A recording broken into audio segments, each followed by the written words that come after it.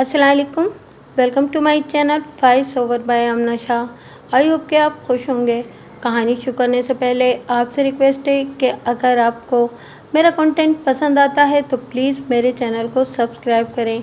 आइए इंस्पेक्टर महबूब आलम की एक और सनसनीखेज तफ्तीशी कहानी सुनते हैं।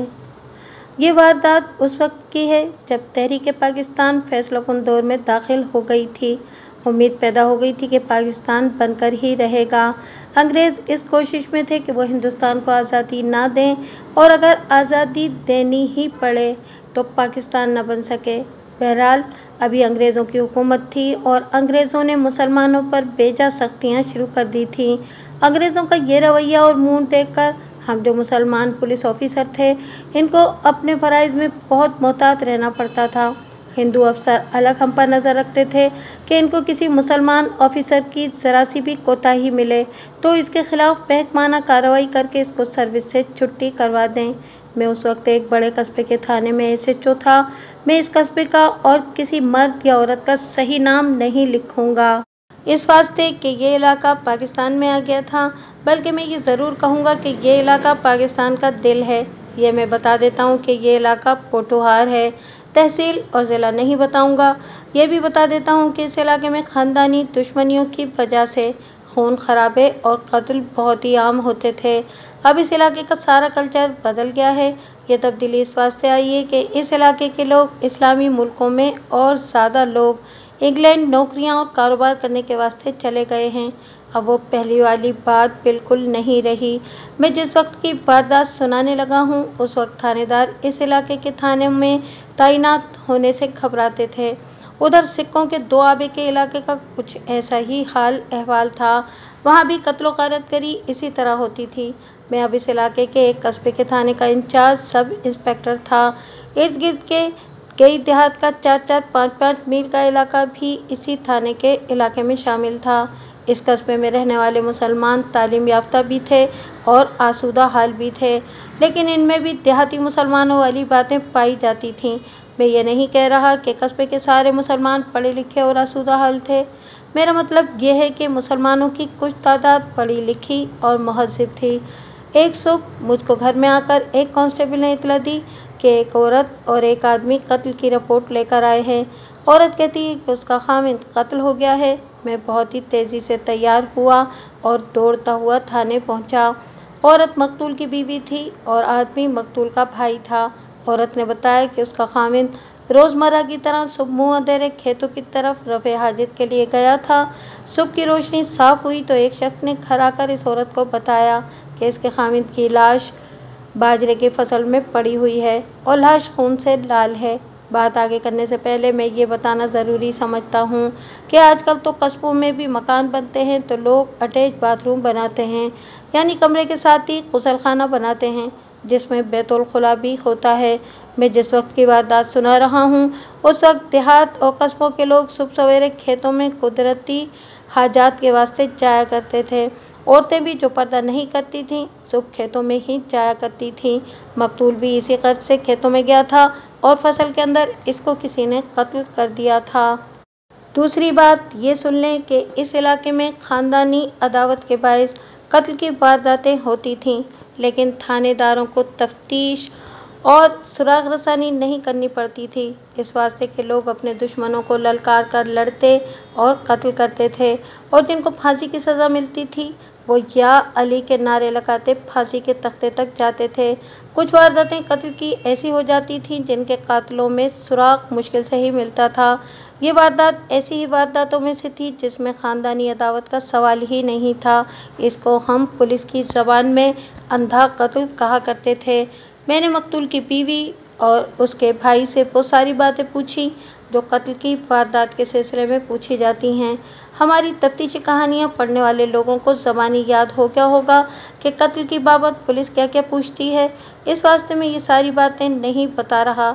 ये नोट कर लें कि कोई ख़ानदानी अदावत नहीं थी, ख़ानदान में जायदाद वगैरह का कोई झगड़ा नहीं था, लिहाजा कत्ल का बायस मालूम करना मेरा काम था। मकतूल की उम्र 50 साल के लगभग बताई गई। मकतूल की बीवी की उम्र का जो मैंने अंदाज़ा लगाया वो 35 साल था, लेकिन इस औरत ने मुझको ये बताया कि इसकी उम्र 45 साल के लगभग है, तो मुझको हैरत हुई। वो खूबसूरत औरत थी, उसके चेहरे पर और डील डोल में जवानी की चमक दमक पूरी तरह मौजूद थी। मैंने ज़रूरी कागजात तहरीर करवाए, मकतूल की बीवी के नाम से FIR लिखी और उनके साथ जाए वारदात को रवाना हो गया। मेरे साथ एक हेड कांस्टेबल और 4 कांस्टेबल थे। ये लोग कस्बे के ही रहने वाले थे, घर दूर नहीं था। इनके मोहल्ले के साथ ही खेत शुरू हो जाते थे जो बहुत दूर तक गए हुए थे। आगे इलाका बंजर और वीरान था और वहाँ खड्ड और नाले वगैरह थे। वो सावन भादों की बरसात के दिन थे। मुझको इस खेत तक ले गए जिसके अंदर लाश पड़ी हुई थी। ये बाजरे की फसल थी जो औसत दर्जे कद के आदमी से चंद इंच ऊंची थी। खेत के इर्द गिर्द बेशुमार लोग खड़े हुए थे। इस इलाके का नंबरदार भी वहाँ मौजूद था, जिसने आदत और फितरत के मुताबिक रुकू की पोजीशन में जाकर मेरा इस्तकबाल किया। फिर वो मुझको फसल के अंदर ले गया। लाश फसल के अंदर पेट के बल पड़ी हुई थी, यानी इसकी पीठ ऊपर थी। दोनों टांगें फैली हुई थीं, एक बाजू लाश के नीचे और दूसरा कंधे की लाइन में फैला हुआ था। अजीब चीज़ ये देखी कि एक चाकू लाश की पीठ में उतरा हुआ था। चाकू का सिर्फ दस्ता बाहर था, इसका पूरा ब्लेड मकतूल की पीठ के अंदर गया हुआ था। इससे मुझको ये पक्का ख्याल आया कि कातिल अनाड़ी और कम अकल है। कातिलों की नफ्सियात सिर्फ पुलिस वाले समझते हैं। चाकू मकतूल के जिस्म में छूट जाने से साफ पता लगता था कि उसने मकतूल को चाकू मारे और उसका खून देखकर हौसला टूट गया और उस पर ऐसा खौफ तारी हुआ कि उसने आला कत्ल वहीं छोड़ा और भाग गया। ये नोट कर लें कि ये कोई बड़ा चाकू नहीं था, यानी कि वो वैसा चाकू नहीं था जैसे गुंडे बदमाश या अक्सर लोग अपनी हिफाजत के लिए अपने पास रखा करते थे। ये 7 इंच से ज़रा ही लंबा बड़ा खूबसूरत चाकू था, जिसका दस्ता हाथी दांत का बना हुआ था और ऊपर रंगीन फूल कंधा किए हुए थे। ये किसी शौकीन मिजाज आदमी का चाकू था। चाकू के दस्ते पर कातिल की उंगलियों के निशानात की मौजूदगी ज़रूरी थी। हर थाने में किसी भी चीज़ से उंगलियों के निशानात उतारने का सामान मौजूद होता था। वारदात कत्ल की हो या डकैती की, इस सामान का वक्त तफ्तीशी अफसर के साथ जाता था। मैंने मकतूल की पीठ से चाकू इस तरह निकाला कि मेरी कोई उंगली चाकू के दस्ते पर ना लगे। यह एहतियात इस वास्ते थी कि कातिल की उंगलियों के निशानात ख़राब ना हों। जाहिर से कांस्टेबल भी जानते थे कि ऐसी चीज़ को किस तरह पकड़ा जाता है।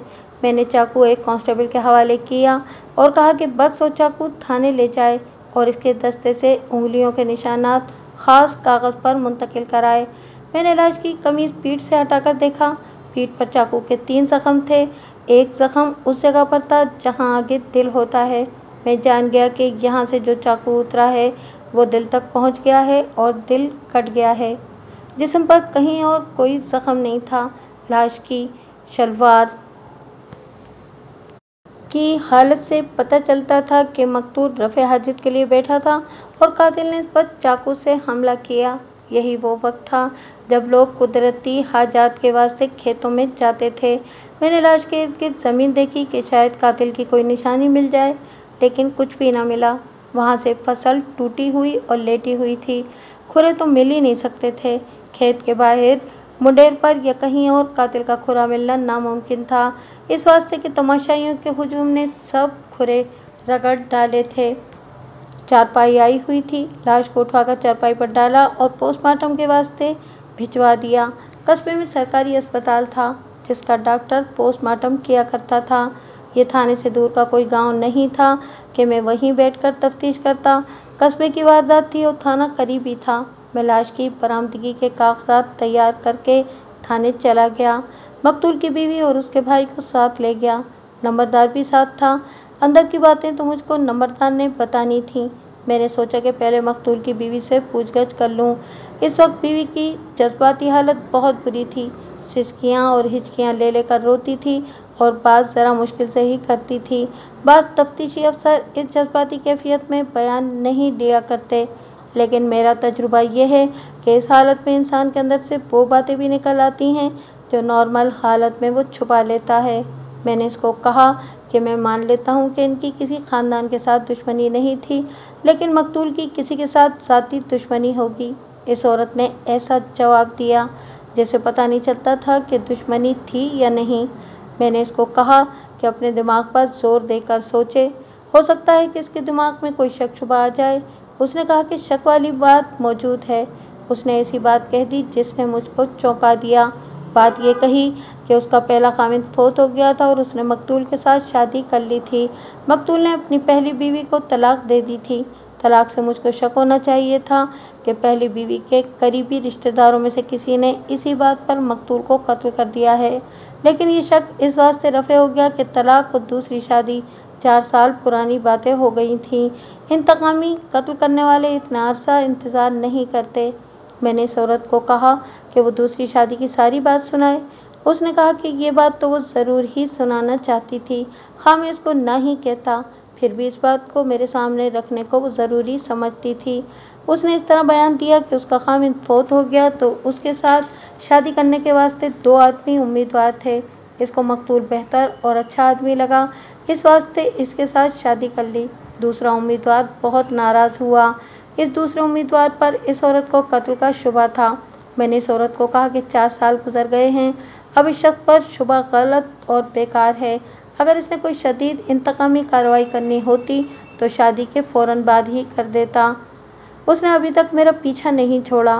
मकतूल की बीवी ने कहा, अभी तक मेरे पीछे पड़ा हुआ है कि शादी तो नहीं हो सकी थी, अब मैं इसके साथ दरपर्दा नाजायज़ दोस्ती लगा लूँ। मैं एक बात पहले बता चुका हूँ कि इस औरत की उम्र 45 साल से ज़्यादा थी, लेकिन मैं भी धोखा खा गया और उसको 34-35 साल की जवान औरत समझ बैठा था। वो चेहरे से तो खूबसूरत थी ही, लेकिन उसके कद-बुत में भी कोई और ही हुस्न था कि वो चलती थी तो असल उम्र से ज़्यादा पुरकशिश और हसीन लगती थी। कोई भी शख्स उसके साथ शादी की ख्वाहिश कर सकता था। इस औरत ने इस शख्स का जो नाम लिया वो मैं नहीं लिखूंगा, उसको चौधरी लिखूंगा। इस इलाके के बड़े लोग राजे कहलाते हैं, लेकिन बाज़ लोग चौधरी कहलाते हैं और ये शख्स चौधरी कहलाता था। मकतूल की बीवी ने बताया कि मालदार जमींदार है और नहरी इलाके में भी इसके 2 या 3 मुरब्बे हैं। वो शहर का मुतमव्वल आदमी था। मैं उसको इतना ही जानता था कि कभी कभार थाने में मुझको सलाम करने के वास्ते हाजिरी दिया करता था। 1 या 2 मरतबा मैंने ज़रा फुर्सत देखी तो उसको बिठा लिया था। उसने अपनी सतह के 2-3 आदमियों के खिलाफ चुगलियाँ कर डाली थीं। थानेदारों को खुश रखने वाले खुशामदियों की ज़हनियत और आदत ऐसी ही हुआ करती थी। मकतूल की बीवी का पहला खामिद फौत हुआ तो उस शख्स ने एक नौकरानी टाइप औरत की ज़बानी इसके पास पैगाम भेजा कि वो इसके साथ शादी का ख्वाहिशमंद है। इसकी बीवी जिंदा थी, लेकिन शक्ल सूरत की कुछ ऐसी वैसी ही थी। मकतूल की बीवी ने अपने बयान में कहा कि उसने शादी से इनकार कर दिया और बेवगी के 4थे या 5वें महीने मकतूल के साथ शादी कर ली। इस चौधरी के साथ शादी न करने का सबब यह था कि इस वक्त इसकी उम्र 60 साल से कुछ ज़्यादा ही थी। फिर ये बात कि इसकी पहली बीवी इसके घर में मौजूद थी। इसके मुकाबले में मकतूल माली लिहाज से कमज़ोर था और वैसे भी उसकी हैसियत चौधरी के मुकाबले में कम दर्जा थी, लेकिन मकतूल की बीवी ने मकतूल को ही पसंद किया। दूसरी शादी के 5-6 महीने तक चौधरी खामोश रहा। फिर उसने 2-3 मरतबा इस औरत को रास्ते में रोक लिया और इस तरह मोहब्बत का इजहार किया जिस तरह जवान मर्द और औरत एक दूसरे के साथ करते हैं। औरत ने उसको कहा कि उसकी शादी हुए इतना अरसा गुजर गया है, अब तो कुछ भी नहीं हो सकता। मैं शादी की बात नहीं कर रहा, चौधरी ने कहा। इस शख्स की बीवी बनी रहो, मैं तो सिर्फ दोस्ती का ख्वाहिशमंद हूँ। मेरा एक अलग मकान है, कभी कभार थोड़ी सी देर के वास्ते वहाँ आ जाया करो। मकतूल की बीवी ने हर बार कहा कि वो अपने खामिद को ऐसा धोखा कभी नहीं देगी। इसके बाद ये सिलसिला चल पड़ा कि औरत की कभी इत्तेफाकिया गली में या खेतों में चौधरी के साथ मुलाकात हो जाती, यानी इत्तेफाकिया आमना सामना हो जाता तो चौधरी बहुत बेताबी से मोहब्बत की बातें शुरू कर देता और ये लफ्ज़ तो हर बार कहता था कि तुम्हारे बगैर एक पल भी चैन नहीं आता। औरत इसको ज़बानी कलामी टाल देती। उसने मुझको बताया कि इसको गुस्सा तो बहुत आता था, लेकिन चौधरी की हैसियत और उसका रसूख देखकर इससे डरती थी, इस वास्ते गुस्सा दबा लेती थी। मकतूल की बीवी को यह भी मालूम था कि इस चौधरी के पास 2-3 जुराम पेशा गुंडे बदमाश हैं जिनको वो किसी भी तरह और किसी के भी खिलाफ इस्तेमाल कर सकता है। ये औरत डरती थी कि चौधरी उसके खामिद को तंग और परेशान करेगा। एक औरत थी जो छोटी जात की थी और उसका आना जाना हर घर में लगा रहता था। اس کو ہر کسی کی خدمتگار عورت سمجھ لیں۔ چودھری کے پیغام اس عورت کی زبانی مقتول کی بیوی کے پاس آتے تھے۔ مقتول کی بیوی نے مجھ کو بتایا کہ عورت اس پر چودھری کا رعب اور رسوخ بھی گانٹتی تھی اور لالچ بھی دیتی تھی۔ لالچ یہ کہ چودھری اچھی خاصی رقم پیش کرتا تھا جس کو مقتول کی بیوی ٹھکرا دیتی تھی۔ میں نے مقتول کی بیوی سے پوچھا کہ اس نے اپنے خاوند کو بتایا تھا کہ چودھری اس پر بری نظر رکھتا ہے اور یہ حرکتیں اور باتیں کرتا ہے۔ اس نے وہی جواب دیا کہ وہ خاوند کو اس ڈر سے نہیں بتاتی تھی کہ چودھری اس کے ساتھ بہت برا سلوک کرے گا اور ان کی کوئی نہیں سنے گا۔ مقتول کی بیوی نے اس سے آگے اپنا بیان ان لفظوں میں دیا کہ 1.5-2 سال چودھری اس پر جال پھینکتا رہا اور اس کی بھیجی ہوئی عورت مقتول کی بیوی کو قائل کرنے کی کوشش کرتی رہی، لیکن مقتول کی بیوی نے کوئی اثر قبول نہ کیا، نہ کسی لالچ میں آئی۔ پھر چودھری کو اللہ تعالیٰ نے یہ ایک جھٹکا دیا کہ اس کے جوان بیٹے کو ہیضہ ہو گیا اور 4-5 دن بیمار رہ کر وہ مر گیا۔ بیٹے کی عمر 17-18 سال تھی۔ شاید اس صدمے کا اثر تھا کہ اگلے 1.5-2 سال چودھری چپ ہو گیا اور مقتول کی بیوی نے اللہ کا شکر ادا کیا کہ چودھری کی توجہ اس سے ہٹ گئی ہے۔ اتنا عرصہ چودھری کے پیغام لانے والی وہ کامی عورت بھی مقتول کی بیوی کے پاس نہ آئی۔ قتل کی واردات سے 5-6 مہینے پہلے چودھری کو مقتول کی بیوی کی محبت کا پھر دورہ پڑا۔ یہ کوئی محبت نہیں تھی، چودھری اس عورت کے ساتھ ناجائز تعلقات قائم کرنا چاہتا تھا۔ چودھری نے یہ تو دیکھ لیا تھا کہ یہ عورت اپنے خاوند کو نہیں بتا رہی، جس سے یہ ظاہر ہوتا ہے کہ وہ اس سے ڈرتی ہے اور ہو سکتا ہے کہ کسی روز راضی ہو ہی جائے۔ مقتول کی بیوی نے مجھ کو بتایا کہ اب چودھری نے جو نیا حملہ شروع کیا تو اس کی بھیجی ہوئی کامی عورت پہلے سے زیادہ شیر اور دلیر ہو گئی تھی۔ ایسا لگتا تھا جیسے یہ عورت چودھری کی قریبی عزیز ہو اور رعب سے مقتول کی بیوی کا رشتہ برائے چودھری طلب کر رہی ہو۔ یہ رویہ دیکھ کر مقتول کی بیوی نے اس عورت کو دھتکارنا شروع کر دیا اور ایک روز اس کو کہا کہ وہ خود چودھری کی دوست کیوں نہیں بن جاتی۔ یہ کامی عورت ایسی ٹھیٹ نکلی کہ پھر بھی اس کے پاس آتی رہی اور ایک روز یہ الفاظ کہے، تم اپنی قیمت بتاؤ اور نقد وصول کر لو۔ اس روز تو میں جلی اٹھی۔ مقتول کی بیوی نے کہا، میں نے اس ذلیل عورت کو کہا کہ وہ پھر میرے گھر آئی تو میں جوتے مار کر اس کو گھر سے نکالوں گی۔ میں نے یہ بھی کہا کہ چودھری کو میرے یہ الفاظ کہہ دینا کہ تیرے اس بڈھے کھوسٹ چہرے پر میں تھوکنا بھی گوارا نہیں کرتی، اس واسطے کہ میرا تھوک بھی تیرے چہرے سے زیادہ پاک اور قیمتی ہے۔ یہ قتل سے کوئی 1 مہینہ پہلے کا واقعہ ہے۔ 1-2 دنوں بعد مقتول کی بیوی اپنے معمول کے مطابق کھیتوں کے ساتھ ہی ایک خانقاہ پر دیا جلانے گئی۔ وہ جمعرات کا روز تھا۔ وہ دیا جلا کر باہر نکلی اور ویسے ہی قبرستان میں گھومنے پھرنے چلی گئی۔ اچانک ایک درخت کے پیچھے سے چودھری نکلا اور مقتول کی بیوی کو بازو سے پکڑ کر خانقاہ کی اوٹ میں لے گیا۔ وہ غصے کی حالت میں تھا۔ تم اپنے آپ کو سمجھتی کیا ہو؟ چودھری نے بڑے بارعب اور غصیلی آواز میں کہا، اگر میں تمہیں اپنی طاقت دکھا دوں تو تم میرے گھر آ کر میرے پاؤں پر ماتھا رگڑو گی۔ میں تمہیں رقم دے رہا ہوں، کہو تو کچھ زمین تمہارے نام کرا دوں گا۔ اب سن لو، میں تمہیں اغوا کروا سکتا ہوں، ذرا دیر نہیں لگے گی۔ نہیں مانو گی تو ایک بار پھر تمہیں بیوہ کر سکتا ہوں اور اس کے بعد تم میری بیوی ہوگی۔ میں تمہیں 2-3 دن سوچنے کی مہلت دے رہا ہوں۔ سوچو اور مجھ کو جواب دو۔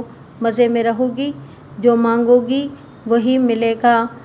تمہیں میرا جواب چاہیے چودھری، مقتول کی بیوی نے کہا۔ وہ اس کے لیے 2-3 دن کیوں انتظار کرتے ہو؟ ابھی جواب سن لو، مجھ کو اغوا کرواؤ یا بیوہ کراؤ، لیکن بات جب بھی یہی کہوں گی۔ اتنا کہہ کر یہ عورت وہاں سے چلی آئی، چند قدم چل کر رکی اور پیچھے مڑ کر بلند آواز سے کہا، لعنت ہے تجھ پہ چودھری۔ اب یہ معاملہ اس عورت کی برداشت سے باہر ہو گیا تھا۔ اس رات اس نے اپنے خاوند مقتول کو بتایا کہ چودھری اس کے ساتھ گزشتہ 4 سالوں سے کیا سلوک کرتا چلا آ رہا ہے اور آج اس نے آخری بار چیلنج کیا ہے۔ مقتول نے یہ بات سنی تو اسے غصہ آ گیا اور کہنے لگا کہ وہ چودھری کے ساتھ بات کرے گا۔ بیوی نے اس کو روکا اور کہا کہ وہ چپ رہے اور اس کے ساتھ لڑائی جھگڑا نہ کرے، اس واسطے کہ اس کے ہاتھ میں غنڈے بدماش ہیں اور پولیس کے ساتھ بھی اس کا تعلق واسطہ ہے۔ مقتول نے کہا کہ وہ شرافت سے اس کو سمجھانے کی کوشش کرے گا۔ 2-3 دنوں بعد مقتول نے اپنی اس بیوی کو بتایا کہ اس نے چودھری کے ساتھ بات چیت کی تھی चौधरी पहले तो ये कहता रहा कि तुम्हारी बीवी झूठ बोलती है और वह अच्छे चाल चलन की औरत नहीं। मकतूल ने इसकी बात को सच न माना और कहा कि वो अपनी हरकतों से बाज आ जाए। मकतूल का लहजा ज़रा सख्त था, जो चौधरी को अच्छा न लगा। तुम मेरे मुकाबले में नहीं आ सकते, चौधरी ने कहा। अगर मैं अपनी आई पर आ गया तो तुम इस शहर में नजर नहीं आओगे। अपनी बीवी को भी संभाल कर रखना। चौधरी साहब, मकतूल ने कहा, मैं इस कोशिश में हूँ कि ये बात बाहर ना निकले और हम दोनों के दरमियान कोई दुश्मनी पैदा न हो। आप मेरी बीवी का पीछा छोड़ दें। बेहतर यह है कि मेरी नज़रों से दूर हो जाओ, चौधरी ने कहा, और आइंदा मेरे सामने ना आना। इस तरह इन दोनों के दरमियान खासी झकझक और तल्ख कलामी हुई। बीवी बहुत डरी कि चौधरी उसके खामिद को नुकसान पहुँचाएगा। बीवी ने खामिद मकतूल को यह भी बता दिया था कि फलां औरत चौधरी के पैगाम लाती है और इसे बुरा भला कहा फिर भी बाज नहीं आती। 3-4 दिनों बाद इत्तेफाक ऐसा हुआ कि ये औरत इस वक्त मकतूल के घर आ गई जब मकतूल घर में मौजूद था। मकतूल की बीवी इस औरत को अलग कमरे में ले गई और इसे डांट डपट करने लगी। मकतूल उठा और इस कमरे में चला गया। इसने औरत को नंगी नंगी गालियां दी। इस औरत को शायद ये हौसला था कि उसको चौधरी का तहफ़्फ़ुज़ हासिल है।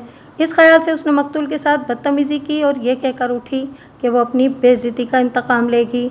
मकतूल ने उसके मुंह पर बड़ी ज़ोर से थप्पड़ मारा और बाजू से पकड़कर उसको घसीटा और घर से निकाल दिया। 3-4 दिन गुजर गए तो एक शाम खामिद घर आया। वो कुछ उखड़ा उखड़ा और परेशान सा लग रहा था। बीवी ने इससे परेशानी की वजह पूछी तो उसने बताया कि आज चौधरी के साथ फिर टक्कर हो गई है। इस औरत ने चौधरी को बताया होगा कि मकतूल ने उसको थप्पड़ मारा है, इसी वास्ते चौधरी भड़का हुआ था। अब इस मरदूद चौधरी ने क्या कहा है? बीवी ने पूछा। आज तो हद ही हो गई है, मकतूल ने जवाब दिया। कहता था कि तुमने इस औरत के मुंह पर नहीं बल्कि मेरे मुंह पे थप्पड़ मारा है। मैंने कहा कि तुम यूँ ना समझो चौधरी, मैं तुम्हारे मुंह पर भी थप्पड़ जड़ दूंगा, फिर इस थप्पड़ का बदला लेना। चौधरी ने कहा कि तुम ये बताओ कि तुम्हें अपनी बीवी चाहिए या मौत। मैंने उसको कहा कि तुम सोच लो चौधरी, ज़िंदगी चाहिए या मौत। चौधरी ने कहा कि मैं तुम्हें 8 दिनों की मोहलत देता हूँ, ये फैसला कर लो कि बीवी चाहिए या मौत। मकतूल ने चौधरी का चैलेंज कबूल कर लिया और उसको 2-4 और बड़ी सख्त बातें कहकर आ गया। बीवी इसको कहती रही कि इस चौधरी के मुँह न लगे और शाम के बाद घर से ना निकला करे, लेकिन खामिद अगली सुबह बाजरे की फसल में कत्ल हो गया। इस औरत का ये सारा बयान अगर सही और सच था तो इसमें कोई शक और शुबा नहीं था कि इसके खामिद को इस चौधरी ने ही कत्ल करवाया है।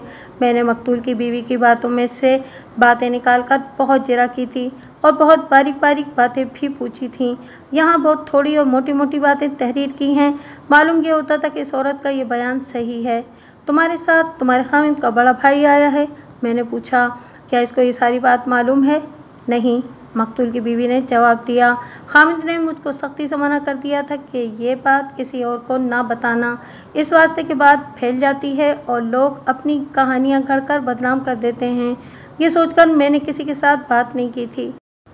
मकतूल की बीवी को मैंने अपने दफ्तर ही में बैठा रहने दिया और बाहर निकला।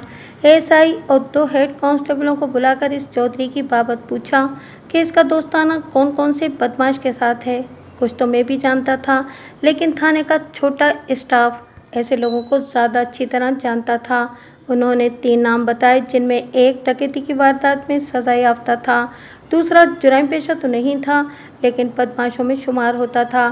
खानदानी दुश्मनी में उसने एक आदमी को कत्ल कर दिया था और उसको उम्र कैद सज़ा मिली थी, लेकिन हाई कोर्ट में अपील की तो बरी हो गया। तीसरा शख्स भी गुंडा था और पेशावर जुएबाज, इसको जुर्म पेशा फहरिस्त में शामिल किया जा सकता था। मैंने एक हेड कांस्टेबल के ज़िम्मे ये काम लगाया कि वो इन तीनों को अलग अलग इस तरह थाने लाए कि चौधरी को खबर ही ना हो। फिर एक अक्लमंद से कांस्टेबल को इस कामी औरत के घर का अता पता समझाया और कहा कि इसको अपने साथ ले आए और ये एहतियात करें कि चौधरी को पता न लगे। मुझको मालूम था कि औरत की बाबत ये एहतियात कायम नहीं रहेगी। वजह यह कि औरत को कांस्टेबल साथ लाएगा तो इसका खामिद दौड़ा दौड़ा चौधरी के पास जाएगा कि इसकी बीवी को थाने ले गए हैं। बहरहाल एहतियात होती या ना होती, मुझको इस औरत की ज़रूरत थी। चौधरी मेरा कुछ नहीं बिगाड़ सकता था। मैं सिर्फ ये सोचता था कि इसको पता लग गया तो वो अपने वास्ते कोई पेशबंदी कर लेगा। हेड कांस्टेबल और कांस्टेबल को भेजकर मैं अपने दफ्तर में गया और मकतूल की बीवी को बाहर भेजकर मकतूल के भाई को बुलाया। ये मकतूल का बड़ा भाई था, इसकी आंखों में आंसू थे, वो तो होने ही थे। इसका छोटा भाई मारा गया था। मैंने इसके साथ हमदर्दी के 2-4 लफ्ज़ कहे और फिर इससे पूछा कि इसका किसी पर शक होगा। ज़ाहिर है कत्ल दुश्मन ही किया करते हैं, मकतूल की भी किसी के साथ दुश्मनी होगी। मेरे इस भाई ने दुनिया में सिर्फ एक ही काम किया है। बड़े भाई ने बेजारी के लहजे में कहा, काम ये किया है कि अपने दुश्मन पैदा किए हैं और दोस्त किसी को भी नहीं बनाया। मैं कहता था कि इस शख्स का अंजाम बहुत बुरा होगा। पहले इसके दुश्मनों की बात करो, मैंने कहा। हर दुश्मन की बाबत सब कुछ बताओ। मैं इस दुश्मनी की बात नहीं कर रहा जो दुश्मनी आप समझ रहे हैं, उसने कहा। मेरा मतलब यह है कि मेरा भाई एतबार के काबिल आदमी नहीं था। किसी को दोस्त बनाना होता तो दिल में अपनी गर्ज रखता था और जहाँ ज़रूरत पड़ती दोस्त के साथ भी बेवफाई कर गुजरता था। मैं इसके किसी ऐसे दुश्मन को नहीं जानता जिस पर शुबा किया जा सके कि ये कातिल हो सकता है। देख मेरे भाई, मैंने कहा, जो भी बात कहनी है वो बिल्कुल साफ साफ कहो। मैं तफ्तीश कर रहा हूँ और तुम्हारे भाई के कातिल को पकड़कर सज़ा दिलवानी है। वो कमअक्ल आदमी नहीं लगता था, मोअज़्ज़ज़ आदमी था। वो दरअसल बड़ी शराफत और दयानतदारी से मुझको बताना चाहता था कि मकतूल का इखलाक किस किस्म का था। उसने जो लंबी चौड़ी बातें सुनाई मैं वो मुख्तसर करके तहरीर कर देता हूँ। उसने बताया कि मकतूल किसी न किसी औरत के साथ दरपरदा नाजायज़ दोस्ती लगा कर रखता था। अपनी बीवी को तो उसने सिर्फ इस वास्ते घर में रखा हुआ था कि वो उसकी बीवी थी। वो शक्ल सूरत की कुछ ऐसी वैसी ही थी, लेकिन उसका एक जुर्म ये भी था कि इसके औलाद नहीं हुई थी।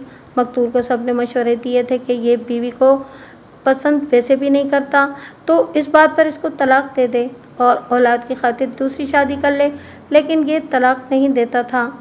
तलाक न देने की वजह मैं समझता था। मकतूल के भाई ने कहा, इसकी ये बीवी बहुत ही साबिर और सादा लो औरत थी। मकतूल से वो कोई गिला शिकवा नहीं करती थी। मकतूल रात को देर से घर आता या पूरी रात कहीं गायब रहता तो बीवी इससे बाज़पुरस नहीं करती थी।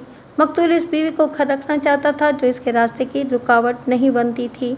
भाई के इस बयान से मुझको शक हुआ कि मकतूल ने किसी औरत के साथ मरासिम पैदा किए होंगे और इस औरत के खामिद या भाइयों वगैरह को पता चल गया होगा और इसके बाइस उन्होंने उसको कत्ल कर दिया। ये शक भी पैदा हुआ कि मकतूल ने किसी औरत पर दस्तराजी की होगी और औरत की शिकायत पर मकतूल इस औरत के घर के आदमियों के हाथों मारा गया होगा। मैंने अपने ये दोनों शक मकतूल के भाई को बताए। ऐसी बात नहीं जनाब, उसने कहा।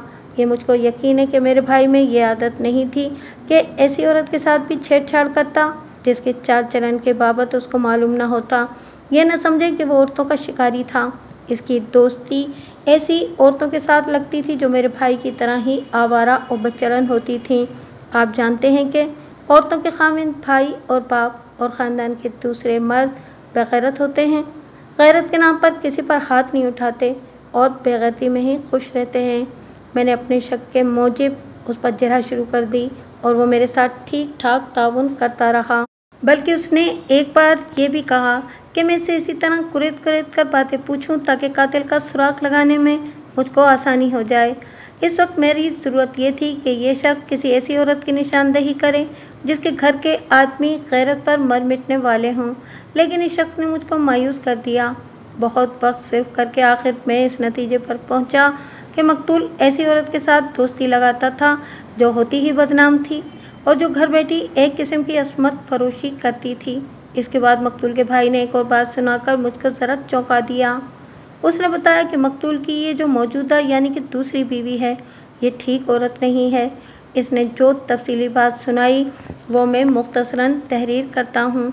इस दूसरी बीवी के साथ मकतूल ने दोस्ती लगा ली थी। ये पहली औरत थी जो चाल चलन के मामले में बदनाम नहीं थी और चाल चलन की खराब भी नहीं थी। इसका पहला खामिद नहायत ही शरीफ और मुअज़्ज़ज़ आदमी था। इस घर में खुशहाली थी। पहला खामिद सादगी से ज़िंदगी बसर करता था, लेकिन बीवी शौकीन मिजाज थी। नए फैशन के कीमती कपड़े पहनती और बन ठन कर रहती थी। वो ऐसी नहीं थी कि बिला वजह और बिला मकसद गलियों में फिरती या दूसरे घरों में जाती और अपनी नुमाइश करती फिरती। इसकी आदत ये थी कि अपने आप को बना संवार कर रखती और जिंदा दिली को पसंद करती थी। औरत चालाक होशियार थी। उसने पहले खामिद को दबा कर रखा हुआ था। मकतूल की इस औरत के साथ दोस्ती पहले खाविंद की ज़िंदगी में ही चल निकली थी।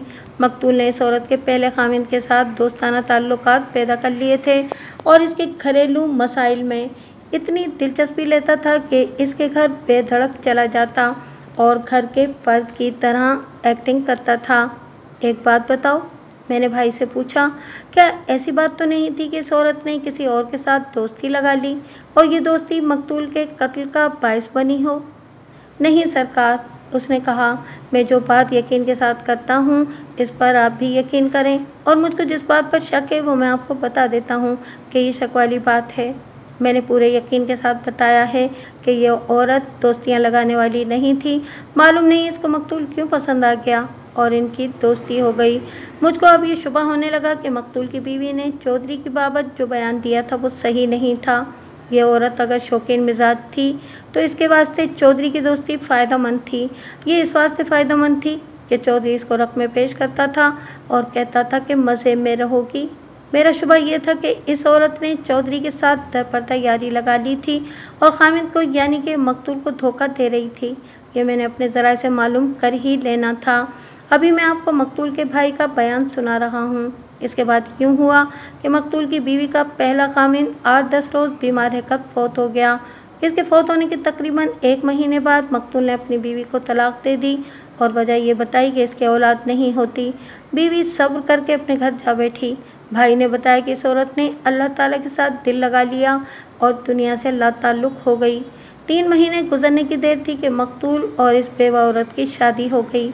मेरा भाई अपनी इस दूसरी बीवी को अपने घर न लाया, मकतूल के भाई ने कहा, बल्कि खुद उसके घर चला गया और वहीं का होकर रह गया।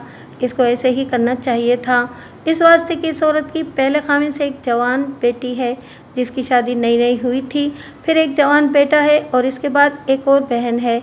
इन सबको वो अपने घर तो नहीं ला सकता था। ये बात मेरे वास्ते नहीं थी कि मकतूल की बीवी की ये औलाद थी। पहले मैंने पूछा नहीं था कि इसके घर में और कितने अफराद हैं। मैं अल्लाह से डरने वाला बंदा हूँ जनाब, मकतूल के भाई ने कहा। मेरे भाई ने पहले अपनी बीवी को तलाक दी, फिर दूसरी शादी कर ली। ये सदमा उसकी पहली बीवी बर्दाश्त न कर सकी और वो घुल घुल कर मर गई। मैं कहता हूँ कि मेरे भाई को पहली बीवी की आग खा गई है। अल्लाह तो माफ़ नहीं किया करता। मैं मकतूल की इस दूसरी बीवी को सच्चा और मजलूम समझता था, लेकिन मकतूल के भाई ने मेरे दिमाग को एक और ही लाइन पर डाल दिया। अब ये औरत मेरे वास्ते मुश्तबा सूरत इख्तियार कर गई थी। मेरा दिमाग बहुत तेज़ी से और गहराई में जाकर सोच रहा था। मैंने इस औरत और मकतूल के भाई के बयानात की तस्दीक या तरदीद अपने ज़राए से करानी थी, लेकिन इस मोड़ पर आकर चौधरी की बाबत मेरा दिमाग कुछ बदल गया। मेरे दिमाग यानी कि मेरी सोचों की इस तब्दीली को आप ये न समझें कि मैंने चौधरी को शरीफ आदमी या बेगुनाह समझ लिया था। वो तो अभी तक मेरी निगाह में मुश्तबा नंबर 1 था। मकतूल के भाई पर मैंने बहुत जरा की और वो हर जवाब तफसील से देता रहा। यूँ समझें कि इस शख्स को मैंने पूरी तरह निचोड़ लिया तो उसको छुट्टी दी। इस दौरान हेड कांस्टेबल मेरे कान में कह गया था कि वो कामी औरत आई बैठी है जिसको चौधरी मकतूल की बीवी को फांसने के वास्ते इस्तेमाल करता था। मकतूल के भाई को भेजकर इस औरत को अंदर बुलाया। इस दौरान पोस्टमार्टम रिपोर्ट भी मिल गई थी। मकतूल की पीठ में 3 चाकू लगे थे। एक जख्म इतना गहरा था कि चाकू ने दिल को भी काट दिया था। ये मैंने पहले ही अंदाज़ा कर लिया था। मकतूल की मौत सुबह 4:30 और 5 बजे के दरमियान वाक़या हुई थी। अब मैं इस औरत की तरफ मुतवज्जा हुआ। आपने मेरे मोहतरम उस्ताद मलिक अहमद यार खान की तफ्तीशी कहानियों में और मेरी कहानियों में ऐसी औरत का किरदार ज़रूर पढ़ा होगा। ज़्यादा बयान की ज़रूरत नहीं। ऐसी औरतों को हमारे माशरे में एक ख़ास मकाम हासिल है। यह हर घर की खबर रखती हैं और इतनी चालाक और ज़हीन होती हैं कि औरतों के सीनों के अंदर छुपे हुए राज भी निकाल लेती हैं। ये औरतें अमूमन छोटी ज़ातों की होती हैं जो बड़े घरों के काम करती और इनकी खिदमत करती हैं। इन औरतों के खाविंदों में कुछ तो बिल्कुल ही निखट्टू होते हैं या नशई या किसी न किसी माजूरी में मुब्तला होते हैं। ये औरत घर की तमाम ज़रूरियात खुद पूरी करती हैं और खाविंदों की कमज़ोरियों से पूरा पूरा फ़ायदा उठाती हैं। ये तो जाहिर है कि वो खाविंदों की आंखों में धूल झोंकती हैं। इनमें अक्सर खूबसूरत होती हैं और अपने शिकार पर खूबसूरती का जादू तारी करने के ढंग से वाकिफ़ होती हैं। हंसने हंसाने के फ़न की माहिर और अगर रोने की ज़रूरत पड़े तो ऐसा रोती हैं कि पत्थरों के भी आंसू निकाल देती हैं। ये औरत जो मेरे सामने बैठी हुई थी, खूबसूरत औरतों में से थी। जिस्म लम्बूतरा और रंग साफ था। चेहरे के नख तो बहुत अच्छे थे। आंखों में ऐसी चमक जैसे कोई शख्स भी उसे नज़रअंदाज नहीं कर सकता था। अय्यारी और मक्कारी इस औरत के चेहरे पर साफ नजर आती थी, लेकिन इस तासुर को हम थानेदारी समझ सकते थे। आम जहन के लोगों को कुछ पता नहीं चल सकता था कि इस औरत के दिल में क्या है। इस औरत का नाम वैसे भी मुझे याद नहीं रहा, न ही मैं डायरी में लिख सका। याद होता तो भी कोई फर्जी नाम लिखता, लेकिन अब कहानी सुनाने के वास्ते इसको मैं कामी लिखूंगा। इस कामी की उम्र 35 साल से कुछ कम ही होगी, ज़्यादा नहीं थी।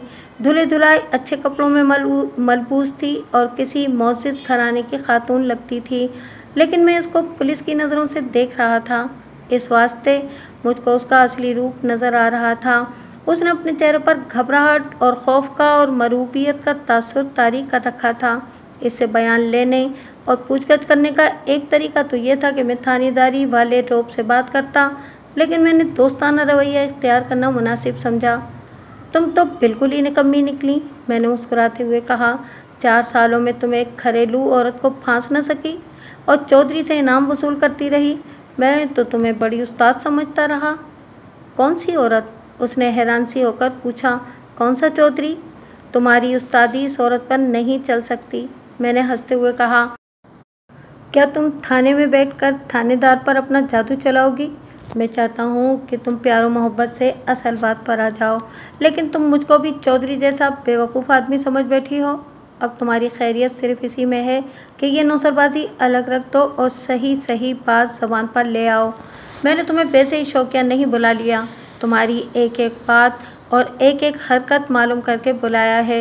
ये सोच लो कि यहाँ सच बोलोगी तो फ़ायदे में रहोगी और अपनी इज्जत में रहोगी। हेरा फेरी करोगी तो यहाँ से निकल नहीं सकोगी, निकलोगी तो सीधी जेल में जाओगी। इस बेचारी में इतनी ताब नहीं थी कि एक थानेदार की यह धमकी बर्दाश्त कर लेती। इसके चेहरे का अच्छा खासा रंग फीका पड़ गया। अब कुछ पूछे तो सही, उसने दबी दबी आवाज़ में कहा। फिर मैं कोई बात करूं तब आप देखें कि मैं सच बोल रही हूं या झूठ। सिर्फ ये मिन्नत करूंगी कि चौधरी को पता न लगे कि मैंने आपको क्या बातें बताई हैं। कामी जैसी औरतों, चौधरियों और जागीरदारों के नौकरों और मज़ारों वगैरह के लिए ये बड़ी ही तकलीफदेह और ख़तरनाक मुसीबत मौजूद रहती थी कि इनके आका इनसे जुर्म करवाते थे और कभी पकड़ धकड़ होती तो इन्हीं गरीबों और नादारों को आगे कर दिया करते थे। ये इन वक्तों में ही नहीं होता था, बल्कि अब भी यही हो रहा है। मैंने अपनी सर्विस में कई वारदातों में इस क्लास यानी कि नौकरों और मज़ारों की क्लास के लोगों को पकड़ा था और हर एक ने हाथ जोड़कर अर्ज़ किया कि उसके आका को ये ना पता लगे कि उसने क्या बयान दिया है। मैं इनको झूठा यकीन दिला दिया करता था कि इनको पर्दे में ही रखा जाएगा, लेकिन केस जब अदालत में जाता था तो इनको गवाही के वास्ते तलब कर लेते थे। ऐसा ही वादा कामी के साथ किया कि किसी को पता लगने नहीं दिया जाएगा कि इसको थाने तलब किया गया था। इसको इत्मीनान हो गया और उसके चेहरे पर असल रंग आ गया। तो मैंने मकतूल की बीवी का बयान जहन में रखकर कामी से पूछगछ शुरू कर दी। ये देखकर मुझे इत्मीनान हो गया कि कामी ज़्यादातर बातों की तायद और तस्दीक करती जा रही थी। उसने ये भी बता दिया कि चौधरी उसको क्या इनाम देता था। मैं इसकी बात से बात निकालकर पूछगछ और जरा भी करता जाता था। मेरे अंदाज में शफकत थी और अपनायत भी थी। इसका बड़ा अच्छा असर हो रहा था। इसी असर के तहत मेरे एक सवाल के जवाब देते हुए कामी ने कहा कि चौधरी ने इसको बाकायदा अपना दोस्त बना रखा था। इसको बड़े अच्छे कपड़े देता और पैसे भी खासे देता रहता था, लेकिन साथ ही ये भी कहता था कि उसने मकतूल की बीवी को फांस कर उसके हवाले ना किया तो फिर वो कामी के साथ ताल्लुकात हमेशा के लिए तोड़ लेगा। आखिर बात यहाँ तक आन पहुँची कि कामी ने मकतूल की बीवी के सारे बयान की तस्दीक कर दी और 2-3 नई बातें बता दी। अब मैंने इससे मकतूल की बीवी के चाल चलन की बाबत पूछना शुरू किया। बहुत होशियार और चालाक औरत है, कामी ने बताया, लेकिन ऐसी नहीं कि जो आदमी दिल को अच्छा लगा या जिसने ज़्यादा रकम दिखा दी उसके साथ चल पड़े। कोई शख्स इसके चाल चलन पर उंगली नहीं उठा सकता। मैं अच्छी तरह जानती हूँ और चंद एक औरतों और आदमियों को मालूम है कि मकतूल के साथ इस औरत की नाजायज़ दोस्ती पहले खामिद की ज़िंदगी में ही शुरू हो गई थी। पहले खामिद के मरने के बाद इस औरत ने 3 महीने पूरे किए और मकतूल के साथ शादी कर ली। ये शक भी पैदा हुआ कि उसने अपने पहले खामिद को कोई ऐसा जहर दिया था जो आहिस्ता आहिस्ता असर करता रहा और वो 7-8 दिन चरपाई पर पड़ा, बीमार रहा और मर गया। इसका कोई सबूत तो है नहीं, मैंने कहा। मैं तो ये सुनना चाहता हूँ कि इस औरत ने पहले खामिद को जहर दिया था और दूसरे खामिद से आज़ाद होने के वास्ते उसको कत्ल करवा दिया। मैं इस मकतूल के कातिल की तलाश में हूँ, तो मेरी मदद कर सकती हो? ये तो आपने ठीक कहा है, कामी ने कहा। मैं सिर्फ ये सबूत पेश कर सकती हूँ कि इसका पहला खामिद दिन के 10 साढ़े 10 बजे फौत हुआ और उसने शाम 5 साढ़े 5 बजे इसको दफना दिया। कुछ लोगों ने कहा कि इतनी जल्दी ना दफनाओ, इसके रिश्तेदारों को तो आ लेने दो, लेकिन इस औरत ने ऐसी जल्दी डाली कि अपनी जिद के मुताबिक खामिद को जल्दी दफना दिया। मैंने मैयत को देखा था, उसके चेहरे का रंग नीला होना शुरू हो गया था। ये जहर की निशानी है, आगे आप खुद से आने हैं। कामी ने यह भी बताया कि मकतूल की बीवी ने अपनी औलाद को बिगड़ने नहीं दिया और इनकी तरबियत वैसी की जैसे शरीफ और मुअज़्ज़ज़ घरानों में होती है। इसकी एक छोटी बेटी थी, फिर 16-17 साल का लड़का था और इससे बड़ी बेटी थी जिसकी शादी हो गई थी। इन तीनों में कोई ऐब नहीं था। लड़का गलत किस्म के लड़कों के करीब भी नहीं जाता था। शादीशुदा लड़की की फितरत में कोई हेरा फेरी और झूठ और फरेब नहीं था, लेकिन खुद इसकी माँ की हालत ये थी कि बनी ठनी रहती थी। मुख्तसर ये कि कामी मकतूल के बड़े भाई के बयान की तस्दीक कर रही थी। इसने ये भी बताया कि मकतूल इखलाक का ठीक आदमी नहीं था, लेकिन बीवी ने इसको ऐसी नकेल डाली थी कि इसको इधर उधर नहीं होने देती थी। अब मैं एक बड़ी नाजुक बात पूछूंगा, मैंने कहा। तुम ये बात छुपाने की कोशिश करोगी और झूठ बोलोगी। तुम जानती हो कि मकतूल को तुम्हारे चौधरी ने कत्ल करवाया है। बोलो, ये सही है या गलत? ना मैं इसको सही कहती हूँ ना गलत, कामी ने कहा। शक मुझको भी है, लेकिन मेरे सामने ऐसी कोई बात नहीं हुई और मेरे पास कोई सबूत भी नहीं। और ये जो चौधरी ने गुंडे और बदमाश पाल रखे हैं, मैंने कहा, क्या इनकी बाबत तुम कुछ नहीं जानती? जिस तरह तुम चौधरी को खुश रखने के वास्ते हर अच्छा बुरा काम करती हो, इसी तरह ये बदमाश भी चौधरी को कुछ न कुछ करके दिखाते और ऐश मौज करते होंगे। मैं आपकी बात समझ गई हूँ, कामी ने कहा। अब मुझसे सुने, लेकिन अपना वो वादा याद रखें कि मेरे ऊपर पर्दा डालकर रखना है। चौधरी ने इन कुंडों को इस तरह रखा हुआ है जैसे घर में पालतू कुत्ते या रखवाली वाले कुत्ते रखे जाते हैं। एक बात याद आ गई है, मुझको मकतूल ने अपने घर थप्पड़ मारे थे। मैंने चौधरी को बताया तो उसने कहा, इसको इस शख्स का जिंदा रहना अच्छा नहीं लगता। तुम फिक्र न करो, मैं पूरा इंतकाम लूँगा। इससे अगले रोज़ की बात है कि मैं चौधरी के घर गई और उसके कमरे में झाड़ पोंछ करने लगी। 2 गुंडे उसके पास बैठे हुए शराब पी रहे थे। वो मकतूल की ही बातें कर रहे थे। मालूम नहीं वो क्या कुछ पहले कह सुन चुके थे। मैं अपने काम में लग गई, लेकिन ध्यान इसकी तरफ रखा। चौधरी ने कहा कि इसे अब पार ही करना पड़ेगा।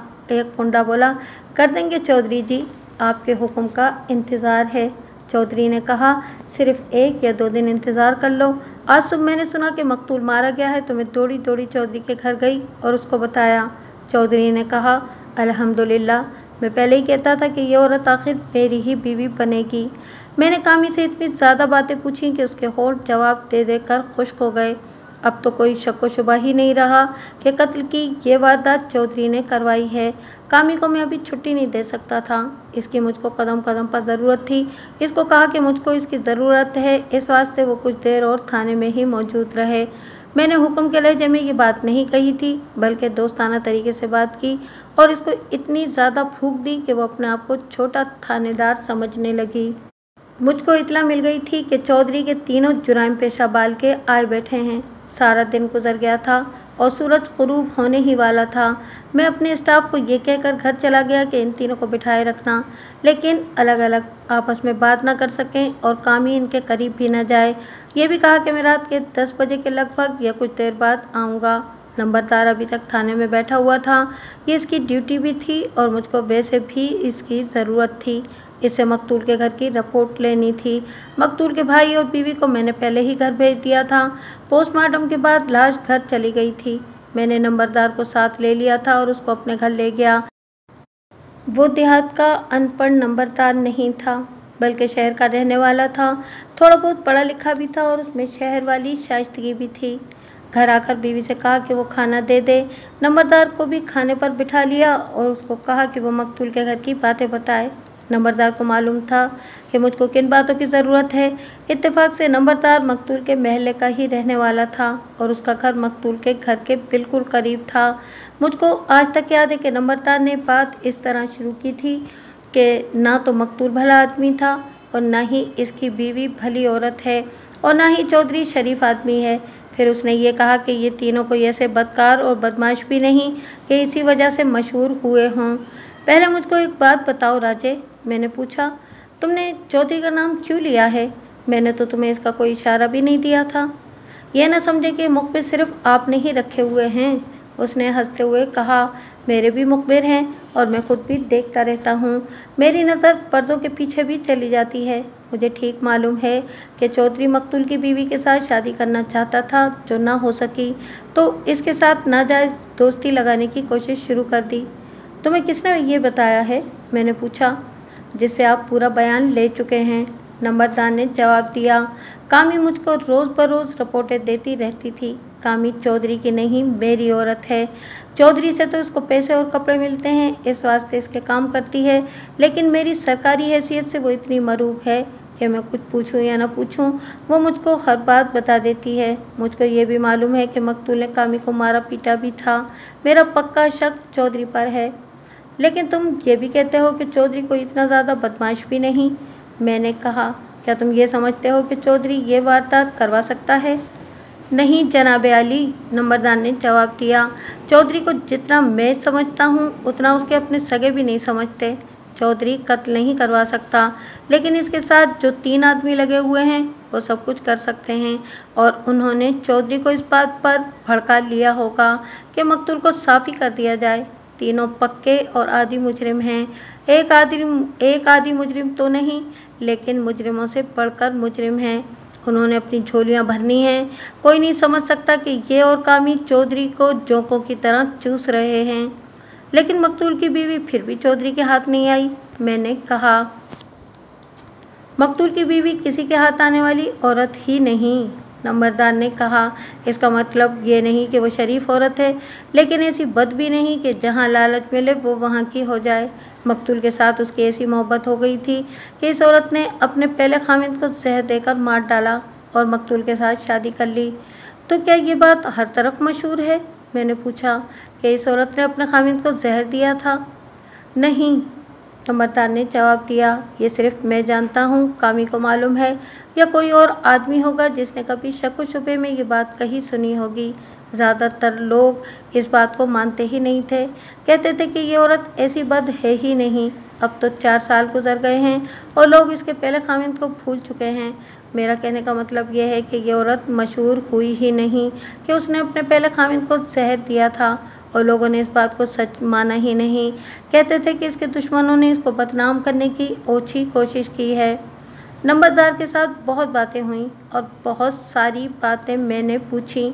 इनसे मैंने ये राय निकाली कि औरतें तो शहर में और मकतूल के महल्ले में और भी हैं, लेकिन लोगों की नज़रें ज़्यादातर मकतूल की बीवी पर पड़ती थीं, इस वास्ते कि वो खूबसूरत औरत थी और बनी ठनी रहती थी, कपड़े नहायत अच्छे पहनती थी और फिर इसमें जिंदा दिली भी थी और हंसी मजाक करती भी थी, और उसको पसंद भी था कि बात अच्छे और खुशगवार लहजे में की जाए। ये औरत लोगों की नज़रें और तवज्जो अपनी तरफ खींचती थी। ये इसकी कुदरती कशिश थी और बाकी इसकी आदतें थीं जिनसे इसकी कशिश में इजाफा हो गया था। इस औरत की बाबत मैंने ये बात कहानी सुनने वालों की दिलचस्पी के लिए सुनाई है। जहाँ तक मेरी दिलचस्पी का ताल्लुक था वो मेरे सामने अभी तक नहीं आई थी। मैं तो कातिल का सुराग ढूंढ रहा था और ये समझ गया था कि कत्ल का जो भी बाइस है उसके साथ इस औरत का ताल्लुक ज़रूर है और गहरा है। आला कत्ल यानी खूबसूरत दस्ते वाला चाकू मेरे दिमाग में उतरा हुआ था। नंबरदार ने भी ये चाकू देखा था, बल्कि अच्छी तरह देखा था। मैंने इसको कहा कि ये किस तरह मालूम किया जाए कि ये चाकू किसका है। नंबरदार ने कहा कि ये चाकू किसी बदमाश का और पेशावर गुंडे का नहीं हो सकता। ये तो किसी शौकीन मिजाज बंदे ने इसकी खूबसूरती के वास्ते रखा हुआ होगा। गुंडे बदमाश तो लंबे और कमानीदार चाकू रखते हैं। बहरहाल चाकू पर उंगलियों और हाथ के जो निशानात थे वो बड़े साफ खास कागज़ पर उतर आए थे। मकतूल के अखलाक और चाल चलन की बाबत नंबरदार ने वही बातें बताईं जो मकतूल का बड़ा भाई बता चुका था। नंबरदार ने कहा कि मकतूल दोस्ती में वफा करने वाला आदमी नहीं था, लेकिन ज़बान इतनी प्यारी कि हर कोई इसको अच्छा समझता था। नंबरदार ने यह ख्याल जाहिर किया कि मकतूल की बीवी मकतूल की बातों में आ गई और उसको मोहब्बत समझकर उसके साथ शादी कर ली। अब मैं एक और बात आपके गोशगुजार करता हूँ, नंबरदार ने कहा, लेकिन ये मैं पूरे यकीन के साथ नहीं कहूँगा। ये महल्ले की 3-4 औरतों की रिपोर्ट है। वो ये है कि 4-6 महीनों से मकतूल ने बड़ी सौतेली बेटी पर नज़र रख ली थी।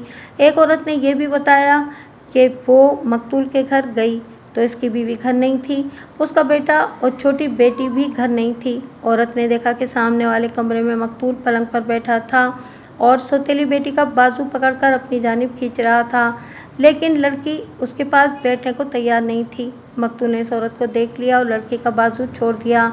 लड़की बाहर निकल आई और इस औरत को बिठाकर बातें करने लगी। फिर औरतों में ये बात चल निकली और कुछ मशहूर हो गई। तुम्हें इस बात पर यकीन क्यों नहीं आया? मैंने पूछा। मैं कुछ कह नहीं सकता, नंबरदार ने जवाब दिया। जब सोचता हूँ कि मकतूल कुछ ऐसे ही इखलाक का आदमी था तो मान लेता हूँ कि उसने ये घटिया हरकत की होगी, लेकिन ये सोचता हूँ कि इसकी बीवी ने इसको अपने काबू में इतनी सख्ती से रखा हुआ था कि इसको ऐसी जुर्रत हो ही नहीं सकती थी।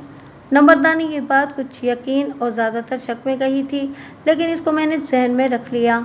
नंबरदार ने मकतूल की जिस सौतेली बेटी की बात सुनाई थी वो मकतूल की बीवी के पहले खामिद से थी और इसकी शादी हो चुकी थी, और चूंकि वह साथ वाले महल्ले में ही ब्याही गई थी, इस वास्ते माँ के पास आई रहती थी।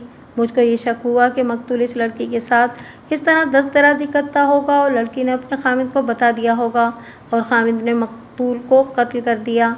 कुछ ऐसा शक भी दिमाग में आया कि लड़की ने अपनी माँ को बता दिया होगा और उसने मकतूल से बात-पूछ की होगी और बात बढ़ गई होगी। फिर बीवी ने मकतूल से इस तरह गुलो खलासी कराई कि उसको कत्ल करवा दिया। मैंने नंबरदार से इस लड़की के खामिद की बाबत पूछा तो नंबरदार ने पूरे एतमाद के साथ कहा कि इस शख्स में इतनी जुर्रत और हिम्मत नहीं। वैसे भी वो अभी नौजवानी की उम्र में था, सीधा साधा और कुछ ज़्यादा ही शरीफ लड़का था। नंबरदार ने यह भी बताया कि मकतूल की बीवी ने अपनी औलाद को बड़े सख्त डिसिप्लिन में रखा हुआ था, अपनी औलाद से नमाज रोज़े की पाबंदी करवाती थी। नंबरदार ने पूरे यकीन के साथ कहा कि ये लड़की चाल चलन की ख़राब हो ही नहीं सकती थी। मैंने मकतूल के सौतेले बेटे और इस शादीशुदा बेटी को घर की कुछ बातें मालूम करने के वास्ते बुलाना ही था, लेकिन अब इनको शामिल तफ्तीश करना और भी ज़रूरी हो गया। नंबरदार के साथ बातें करते 2 घंटे गुजर गए। मैंने इसको घर जाने की इजाज़त दी और तफ्तीश की बाबत कुछ काम उसके ज़िम्मे लगाए जो सुराग रसानी और मुखबिरी से ताल्लुक़ रखते थे। इसके जाने के बाद मैंने कोई 1.5 घंटा आराम कर लिया। मुझको वो रात थाने में ही गुजारनी थी। मैं 10:30 के लगभग थाने पहुंचा और चौधरी के 3 कुंडों में से एक को अपने दफ्तर बुलाया। ये वो जुराइम पेशा थे जिसको डकैती की वारदात में सज़ा हुई थी। इसको देखते ही मैंने पहचान लिया। ये तो इस थाने का मुस्तकिल मुश्तबा था। वो आम किस्म के शहरी होते थे जिनसे हम बड़ी शराफत से पूछगछ किया करते थे। बाज़ के दिलों से भेद निकालने के वास्ते इनके साथ इतने बेतकल्लुफ़ हो जाया करते थे कि वो मुझको दोस्त समझकर भेद उगल देते थे। मैं मोहतरम मलिक अहमद यार खां की तरह ईज़ा रसानी यानी कि 3rd डिग्री इंतहाई मजबूरी के आलम में इस्तेमाल किया करता था। मुझको अपनी अक़ल और ज़बान पर इतना भरोसा था कि मुलज़िम को बग़ैर तशद्दुद और ईज़ा रसानी के इक़बाल जुर्म पर ले आया करता था। लेकिन जो मुश्तबा मेरे सामने बैठा हुआ था, इस कुमाश और क्लास के लोगों से पूछकर हम किसी और ही तरह किया करते थे। इस वक्त के आदि मुजरिम पत्थर हुआ करते थे। शराफत और प्यार से बात करो तो हमें नालायक और कमज़ोर समझने लगते थे। इनसे हम तफ्तीश बिल्कुल इस तरह किया करते थे जैसे हथौड़े से पत्थर तोड़े जाते हैं। मैंने इस आदि डकैत से इंतहाई मुख्तसर बात की। मैं ना कोई लंबी बात करूँगा ना कोई लंबी बात सुनूँगा। मैंने कहा, सिर्फ ये बता दो कि कत्ल की ये वारदात तुमने अकेले की है या तुम्हारे ये 2 साथी भी साथ थे? नहीं जनाब, इसने जवाब दिया, न मैंने ये वारदात की है और ना ही ये वारदात करने वाले के साथ थे। दूसरी बात ये सुन लो, मैंने कहा, इकबाली हो जाओ और मैं तुम्हें बादामाफ गवाह बना लूँगा। उसने उछल उछल कर और कस्में खा खा कर अपने आप को बेगुनाह साबित करना शुरू कर दिया। वो कस्में खाता था और हाथ जोड़कर मिन्नतें भी करता था कि मैं इस पर झूठा इल्ज़ाम आयद ना करूं। क्या तुम्हारा चौधरी मकतूल का दुश्मन नहीं था? मैंने पूछा। हाँ जनाब, उसने जवाब दिया, दुश्मनी तो बड़ी पक्की थी। क्या चौधरी ने तुम्हें ये नहीं कहा था कि इस शक को साफ करना ही पड़ेगा? मैंने पूछा। हाँ जनाब, उसने 2-3 सेकंड सोचकर जवाब दिया। चौधरी ने ये बात कही तो थी। और तुमने ये कहा था कि ये काम तुम कर दोगे? मैंने कहा। और चौधरी ने कहा था कि एक तो दिन इंतज़ार करो। उसने ये बात भी तस्लीम कर ली। इस वक्त तक मुझको चौधरी मकतूल की बीवी की बाबत जितनी बातें मालूम हुई थीं वो इस मुश्तबा से पूछी। उसने हर बात की तस्दीक कर दी, किसी एक बात को भी ना झुटलाया और न ये कहा कि उसको मालूम नहीं। लेकिन बात जब कत्ल पर आती थी तो वो इस जुर्म से इनकार कर देता था। उसने यहाँ तक मान लिया कि चौधरी मकतूल के कत्ल की बातें करता रहता था। एक और बात बताओ, मैंने पूछा। ऐसा तो नहीं हुआ कि मकतूल की बीवी ने खुफिया तरीके से चौधरी के साथ दोस्ती लगा ली हो? नहीं साहब, इसने जवाब दिया। इस औरत ने चौधरी की बेइज्जती कर डाली थी। चौधरी तो ये भी कहता था कि गायब करूंगा तो अकेले इस औरत के खामिद को नहीं बल्कि इस औरत को भी लापता कर दूंगा। मैंने बहुत कोशिश की कि ये शख्स मेरी बातों में आ जाए और मान ले, लेकिन ये शख्स वही भूत निकला जो बातों की बजाय लातों की ज़बान समझते हैं। मैंने एक हेड कांस्टेबल को बुलाकर इस शख्स को उसके हवाले कर दिया और कहा कि वो इसके दूसरे साथी को अंदर भेज दे। दूसरा साथी मेरे सामने आया तो मैंने इसको बिठा लिया और बिल्कुल यही बातें उसके साथ की, यही सवाल पूछे और उसको भी कहा कि वो इकबाली हो जाए और मैं उसको बादामाफ गवाह बना लूँगा। ये भी कस्में खाता और अपनी बेगुनाही साबित करता था। इसके साथ ही मैंने कोई बहस मुबाहिसा न किया। अपने डकैत साथी की तरह उसने भी हर उस बात की तस्दीक की जो मुझको पहले मालूम हो चुकी थी, बल्कि उसने अपने पक्के शक का इजहार किया कि चौधरी मकतूल को कत्ल करने का इरादा रखता था और उसने उसको कत्ल करवाया है, लेकिन कातिल कोई और था जिसका उसको इल्म नहीं था। उसने यकीन के साथ कहा कि उसके दोनों साथी कत्ल की वारदात में शामिल नहीं थे।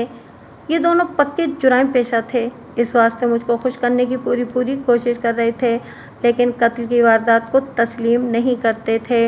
इस शख्स ने भी मुझ पर यह ज़ाहिर किया कि वो इस वक्त चौधरी का नहीं बल्कि मेरा दोस्त है। मैं कोई अनाड़ी नहीं था। मुझको मालूम था कि पक्का जुराइम पेशा आदमी और पेशावर कातिल भी कत्ल की वारदात को इतनी आसानी से तस्लीम नहीं करता।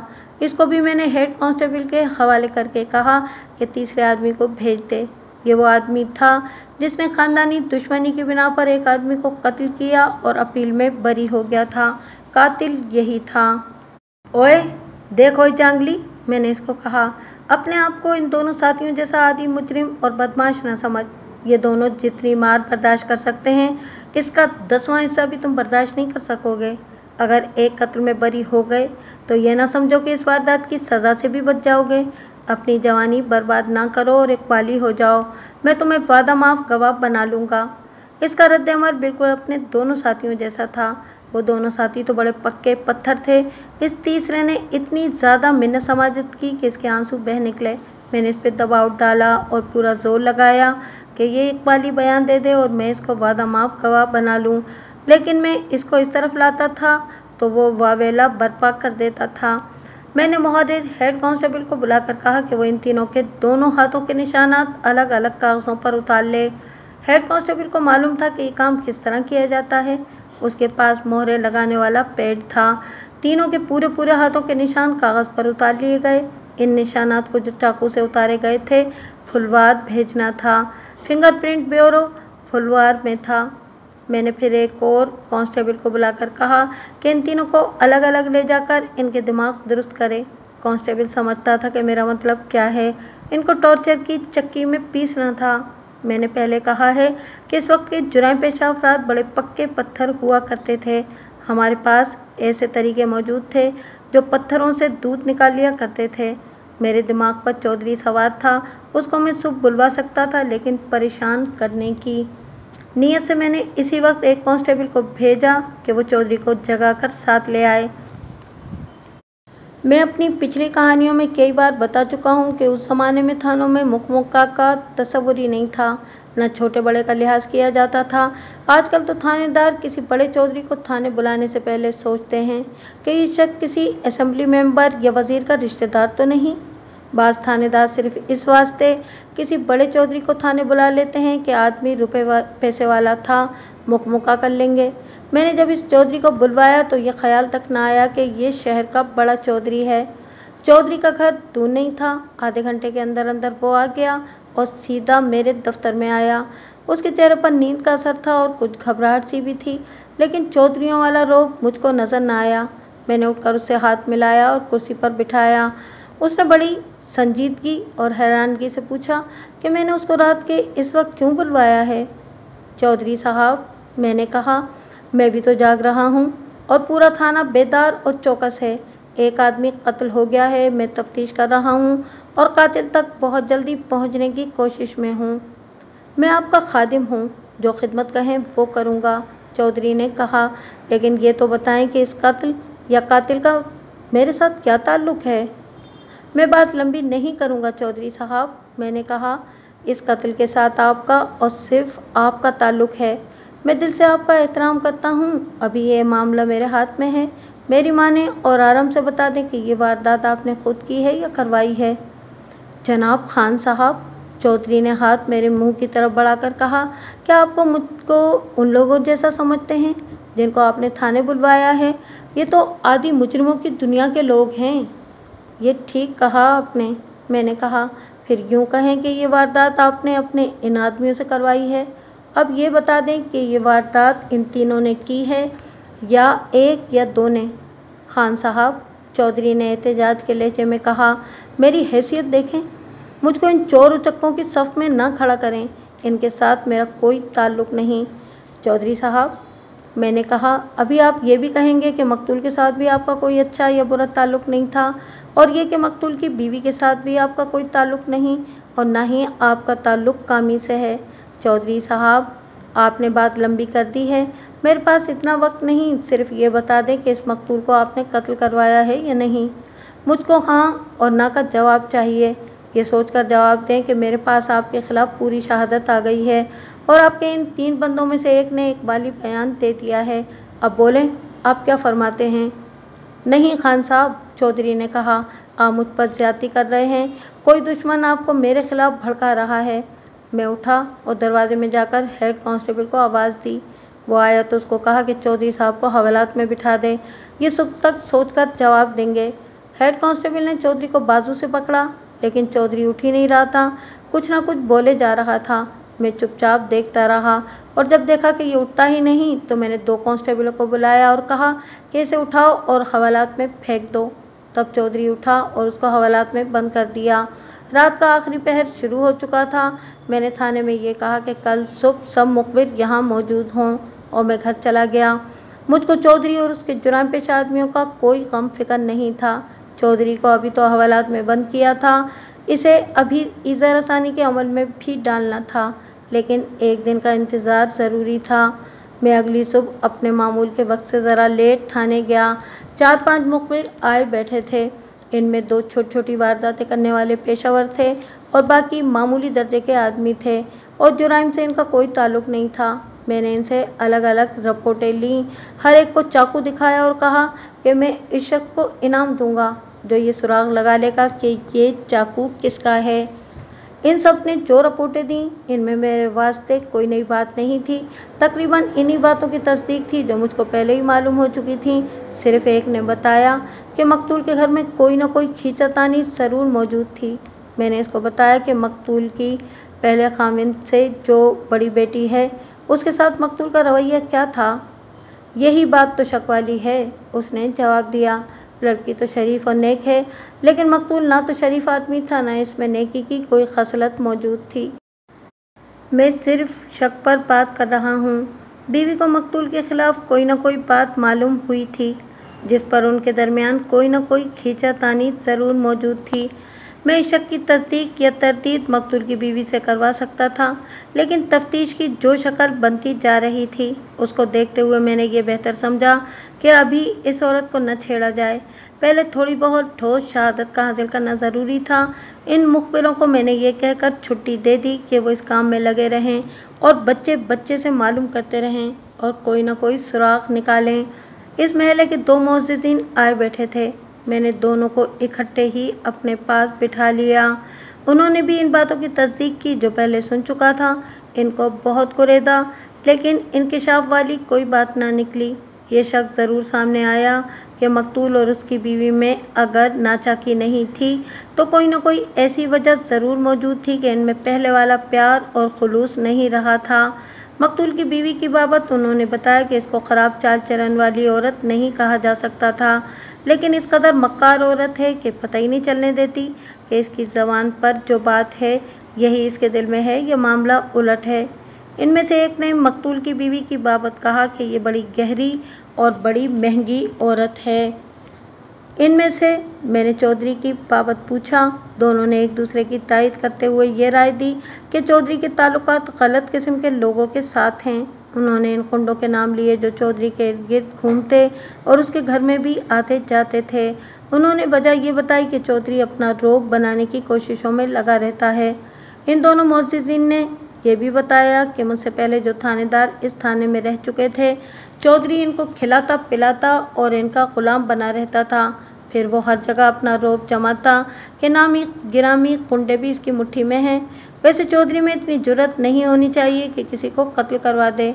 मुख्तसरन अर्ज़ करता हूँ कि इन दोनों की राय के मुताबिक चौधरी फोका और खोखला आदमी था।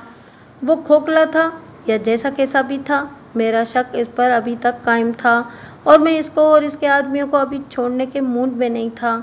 इनके जाने के बाद मैंने मकतूल की बीवी से पहले खामिद के बड़े बेटे और बेटी को थाने बुलवाया। दोनों आए तो इनकी माँ भी साथ थी और बड़ी बेटी का खामिद भी साथ था। मैंने माँ और खामिद को इत्मीनान दिलाया कि वो परेशान ना हों। इनसे कुछ बातें पूछकर इन्हें घर भिजवा दिया जाएगा और अगर वो दोनों इनके इंतज़ार में रुकना चाहते हैं तो बाहर बैठें। ये कहकर मैंने लड़की को अपने पास बिठाए रखा और बाकी सबको बाहर भेज दिया। लड़की तो बहुत ही घबराई बल्कि डरी हुई थी। मैंने एक बात देखी कि ये लड़की अपनी माँ से ज़्यादा हसीन और एक ख़ास कशिश वाली थी। इसकी घबराहट और उसका डर बिल्कुल बजा था। मेरे वास्ते ज़रूरी था कि इसको घबराहट और डर से आज़ाद कराऊं। मैंने शफ़क़त के लहजे में इसके साथ हमदर्दी शुरू कर दी और पूछा कि इसका बाप तो इसको याद आता होगा। वो मुझको चुपचाप देखे जा रही थी। बाप का जिक्र आया तो उसकी आंखों से आंसू बह निकले। मैंने इसके मुताबिक अपना अंदाज ज़रा बदल दिया और पहले से भी ज़्यादा शफ़क़त शुरू कर दी। ये मैं पूरी तरह नहीं सुना सकता कि इसे किस तरह नॉर्मल हालत में लाने में कामयाब हो गया। अब मैं इसकी जो बातें सुनाऊंगा वो नॉर्मल हालत वाली होंगी। इसने जब बोलना शुरू किया तो मैंने साफ तौर पर देखा कि इसके दिल में बाप की मोहब्बत थी और इसकी मौत का उसे बहुत ही गम था। मकतूल यानी सौतेले बाप का तो वो जैसे नाम भी सुनना गवारा नहीं करती थी। मैं इन बातों के दरमियान में कुछ ऐसी बातें भी शुरू कर देता था जिनका ताल्लुक कत्ल की इस वारदात के साथ नहीं था।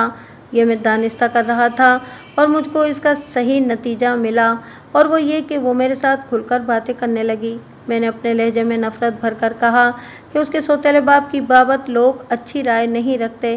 कहते हैं कि अखलाकी लिहाज से ठीक आदमी नहीं था और किसी ने इसको गैरत के पीछे कत्ल कर डाला है। लड़की तो जैसे मेरे मुंह से यही बात सुनना चाहती थी। मैंने लड़की के चेहरे का तासुर ज़रा बदलता देखा तो मकतूल के खिलाफ एक दो बातें और कह दी। अगर आप मेरी ये बात पर्दे में रखें तो मैं आपको बताती हूँ कि ये शख्स किस कदर बदकार था। लड़की ने कहा, मैं इसकी बेटी थी लेकिन इसने मुझको भी नहीं बख्शा। मेरी माँ के साथ शादी कर ली तो 3 साल बाद इसने वही हरकतें मेरे साथ शुरू कर दी। लड़की ने मकतूल के जो करतूत मुझको सुनाए वो मैं ज़रा मुख्तसर करके आपको बताता हूँ। पहले 2.5-3 साल तो मकतूल ने इस लड़की के साथ ऐसे सलूक को रवा रखा जैसे वो इस लड़की को बेटी समझकर प्यार करता है। लेकिन कत्ल से 7-8 महीने पहले मकतूल ने लड़की के साथ साफ अल्फाज में मोहब्बत का इजहार और दस्तराजी शुरू कर दी। लड़की माँ के पास आती रहती थी। माँ की मौजूदगी में मकतूल लड़की के साथ इसी तरह बातें करता था जिस तरह बाप अपनी किसी प्यारी बेटी के साथ करता है। लेकिन माँ घर ना होती तो मकतूल इस लड़की को अपने साथ पलंग पर बिठाता और इससे उल्टी सीधी बातें करता। मैंने लड़की को याद दिलाया कि एक बार मकतूल इसको पलंग पर साथ बिठाने के वास्ते घसीट रहा था तो अचानक महल्ले की एक औरत घर में दाखिल हुई और उसने देख लिया था। लड़की को याद आ गया और उसने कहा कि ऐसा हुआ था। उसने ये भी कहा कि वो डरती रही कि वो औरत ये बात सबको बताएगी। तुम शायद ये सुनकर हैरान होगी, मैंने कहा। मुझको मकतूल का ये घटिया रवैया दूसरों की ज़बानी पहले ही मालूम हो चुका है। तुमने अच्छा किया है कि इन बातों की तस्दीक कर दी है। ये बताओ कि तुमने ये बात अपनी माँ या खामिद को या अपने भाई को नहीं बताई थी? नहीं, उसने कहा, छोटे भाई को बताई थी। ये कहकर वो चौंक पड़ी और मैंने उसके चेहरे पर तासुर की साफ तब्दीली देखी, जैसे वो कुछ डर गई हो। फिर उसने बदले हुए लहजे में कहा, नहीं नहीं, भाई को नहीं बताई थी। ये जो कहा है कि भाई को ये बात बताई थी, इससे मेरा मतलब कुछ और है। खामिद को ये सोचकर नहीं बताया कि वो माँ के पास मेरा आना जाना बंद करा देगा, और माँ को इस वास्ते नहीं बताया कि इन मियाँ बीवी में लड़ाई और मार कुटाई तक नौबत पहुँच जाएगी। मैं इनकी ज़िंदगी में जहर नहीं घोलना चाहती थी। यही बेहतर समझा कि माँ के पास आना ज़रा कम कर दूँ और इस शक से अपने आप को बचाए रखूँ। इस मामले में अल्लाह ने मेरी मदद की और ये शख्स अपनी बदनीयती और बदी में कामयाब ना हो सका। लड़की से ये बातें पूछने से मेरा मकसद ये था कि कत्ल का बाइस मकतूल का लड़की के साथ यही सलूक ना हो। अगर मेरा ये शक सही निकलता तो कातिल इस लड़की का खामिद हो सकता था या इसका छोटा भाई। छोटा भाई कोई बहुत छोटा नहीं था, इसकी उम्र 17 साल हो गई थी, लेकिन मुझको मायूसी हुई कि लड़की ने किसी को बताया नहीं था। अलबत्ता एक बात पर मुझको कुछ वहम सा हो गया। बात यह थी कि मैंने लड़की से पूछा था कि उसने मकतूल का ये सलूक किसी को बताया था। लड़की ने सबसे पहले ये कहा कि अपने भाई को बताया था, लेकिन ये कहकर चौंक पड़ी और उसके चेहरे का तासुर बदल गया और फिर बोली कि भाई को नहीं बताया था। ये बात कहते हुए उसकी ज़बान कुछ रुक रुक कर बोली थी। इस वहम को दिमाग में रखकर मैंने लड़की से ऐसी बातें शुरू कर दी जिनसे मेरी मुराद ये थी कि मालूम हो जाए कि उसने भाई को ये बात बताई थी या नहीं। ये एक ख़ास अंदाज होता है, बात कुछ और की जाती है और ज़रा सा शोशा अपनी मतलब का छोड़ा जाता है। मुझको लड़की ने मायूस कर दिया। मुझको जब तसल्ली हो गई कि इस लड़की को मैंने हर पहलू से कुरेद लिया है और अब मेरे पास कोई सवाल नहीं रह गया, तो उसको ये कहकर बाहर जाने को कहा कि अपने भाई को भेज दे। वो उठी और कहने लगी कि मकतूल की बाबत उसने जो जो बातें बताई हैं वो किसी को ना बताऊं या ये ना बताऊं कि मैंने इस सिलसिले में कोई बात की है। मैंने उसको तसल्ली दी कि वो घबराए नहीं। वो जब उठने लगी तो मुझको एक ज़रूरी बात याद आ गई। एक और बात, मैंने पूछा, क्या तुम्हारी अम्मी और सौतेले बाप के दरमियान कोई नाराज़गी या खिंचाव रहता था? नाराज़गी तो नहीं कहा जा सकता, लड़की ने जवाब दिया। कुछ महीनों से मैं खिंचाव सा देख रही थी।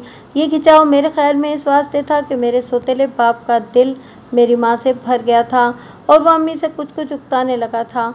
वो आदमी ही ऐसा था, बेवफा और खुदगर्ज़। वो कमरे से निकली तो उसका भाई मेरे दफ्तर में दाखिल हुआ। खूबसूरत नौजवान, बल्कि लड़का था और जिस्म के लिहाज से सेहतमंद और तनुमंद लगता था, लेकिन वो इस कदर डरा और घबराया हुआ था कि उसके कंधे आगे कुछ झुकाए थे और सर भी ज़रा नीचे को आ गया था। वो इस तरह खौफज़दा नज़रों से मुझको देखता और आहिस्ता आहिस्ता कदम उठाता आ रहा था जैसे मैं अभी उठकर उस पर हमला कर दूंगा और उसको चीर फाड़ कर रख दूंगा। आ मेरे भाई, मैंने मुस्कुराते हुए कहा, तुम जैसे शेर इस तरह डर डर कर तो नहीं चला करते। वो मेरे करीब पहुंच चुका था। मेरी बात सुनकर उसने वहीं ब्रेकें लगा लीं और इसके चेहरे पर खौफ का तासर और ज़्यादा नुमायां हो गया। वो आंखें फाड़े मुझको देख रहा था।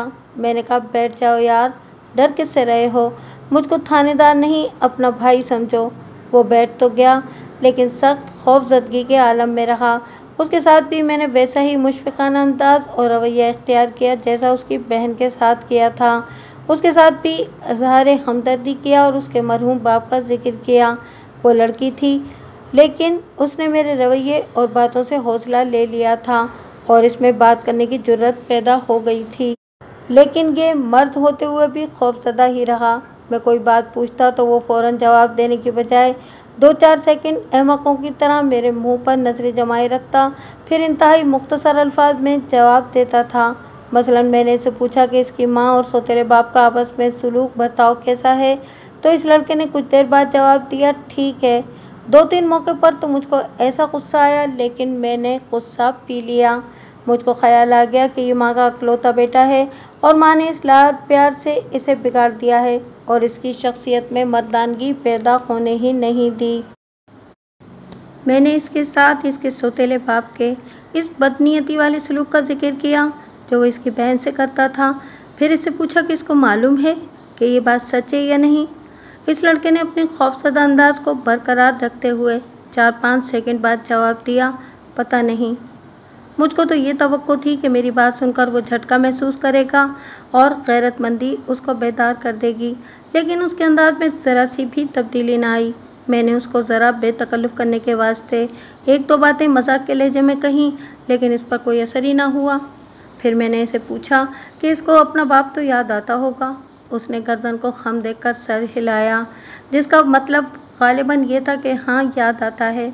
फिर पूछा कि सौतेला बाप उसको अपना बेटा समझता था या नहीं। उसने हस्बे मामूल कुछ सेकंड गुजार कर कहा, ठीक है। मैं समझ गया कि ये किस टाइप का लड़का है। ये माँ बाप के बेजा और ज़रूरत से ज़्यादा लाड प्यार का बिगड़ा हुआ बेटा था।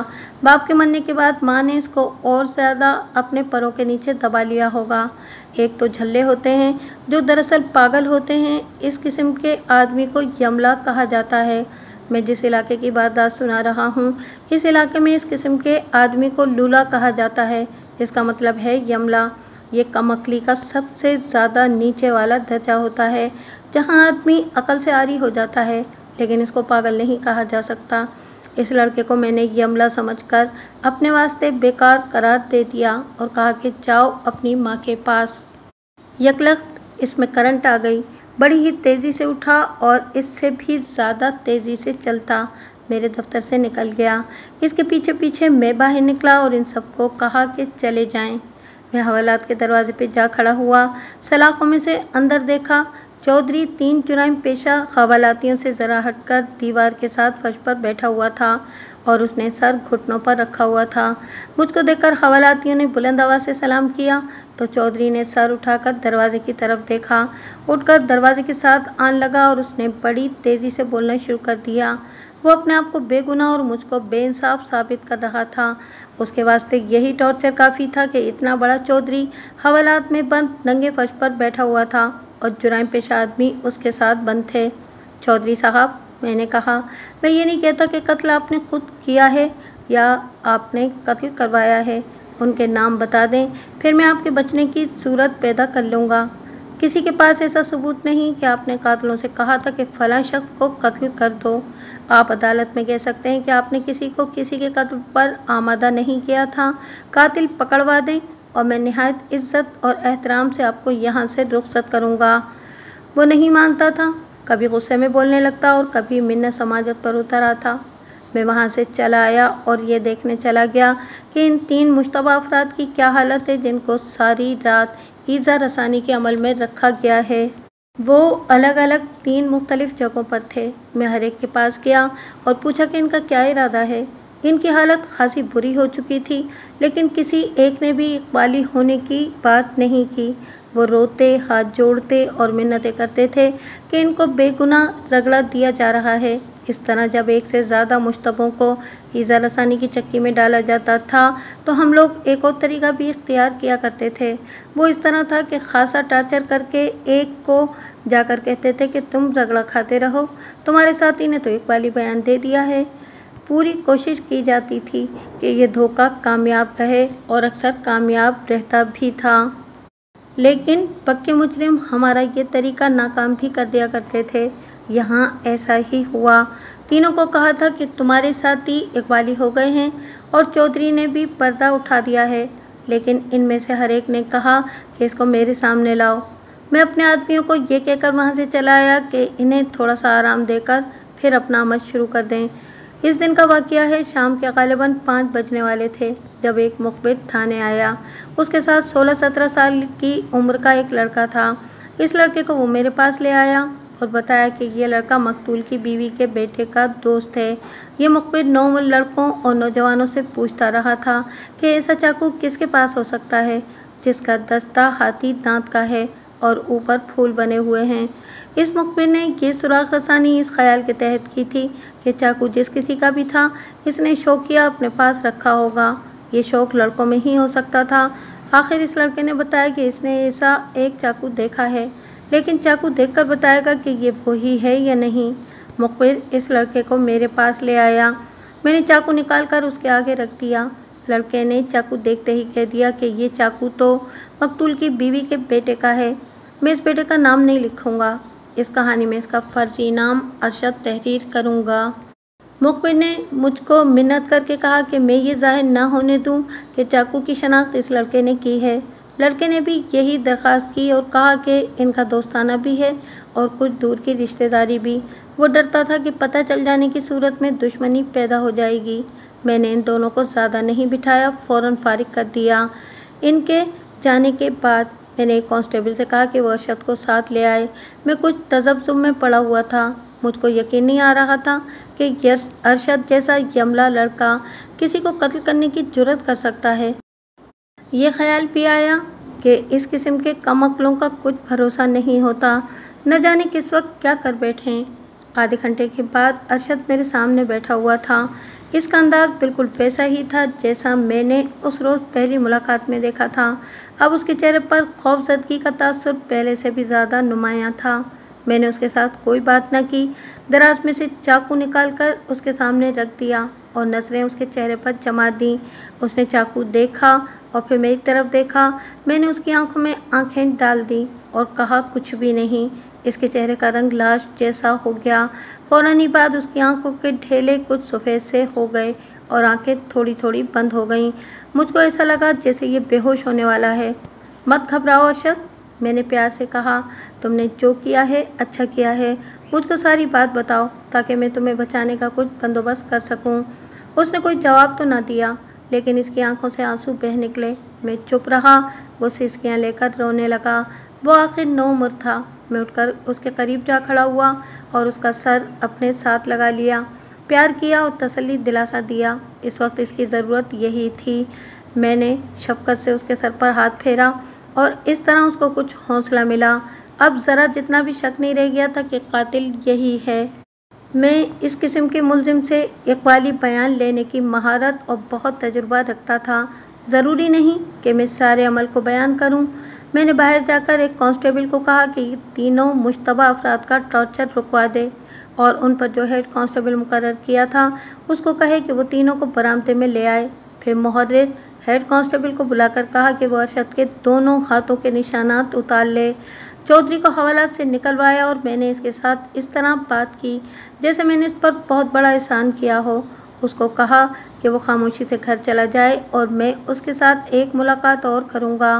अरशद के हाथों के निशान कागज़ पर ले लिए गए तो मैंने उसको बताया कि चाकू के दस्ते पर उसकी उंगलियों के निशानात पाए गए हैं जो कागज़ पर उतार लिए गए थे और ये इसकी उंगलियों के निशानात से 100% मिलते हैं। ये मैंने झूठ बोला था।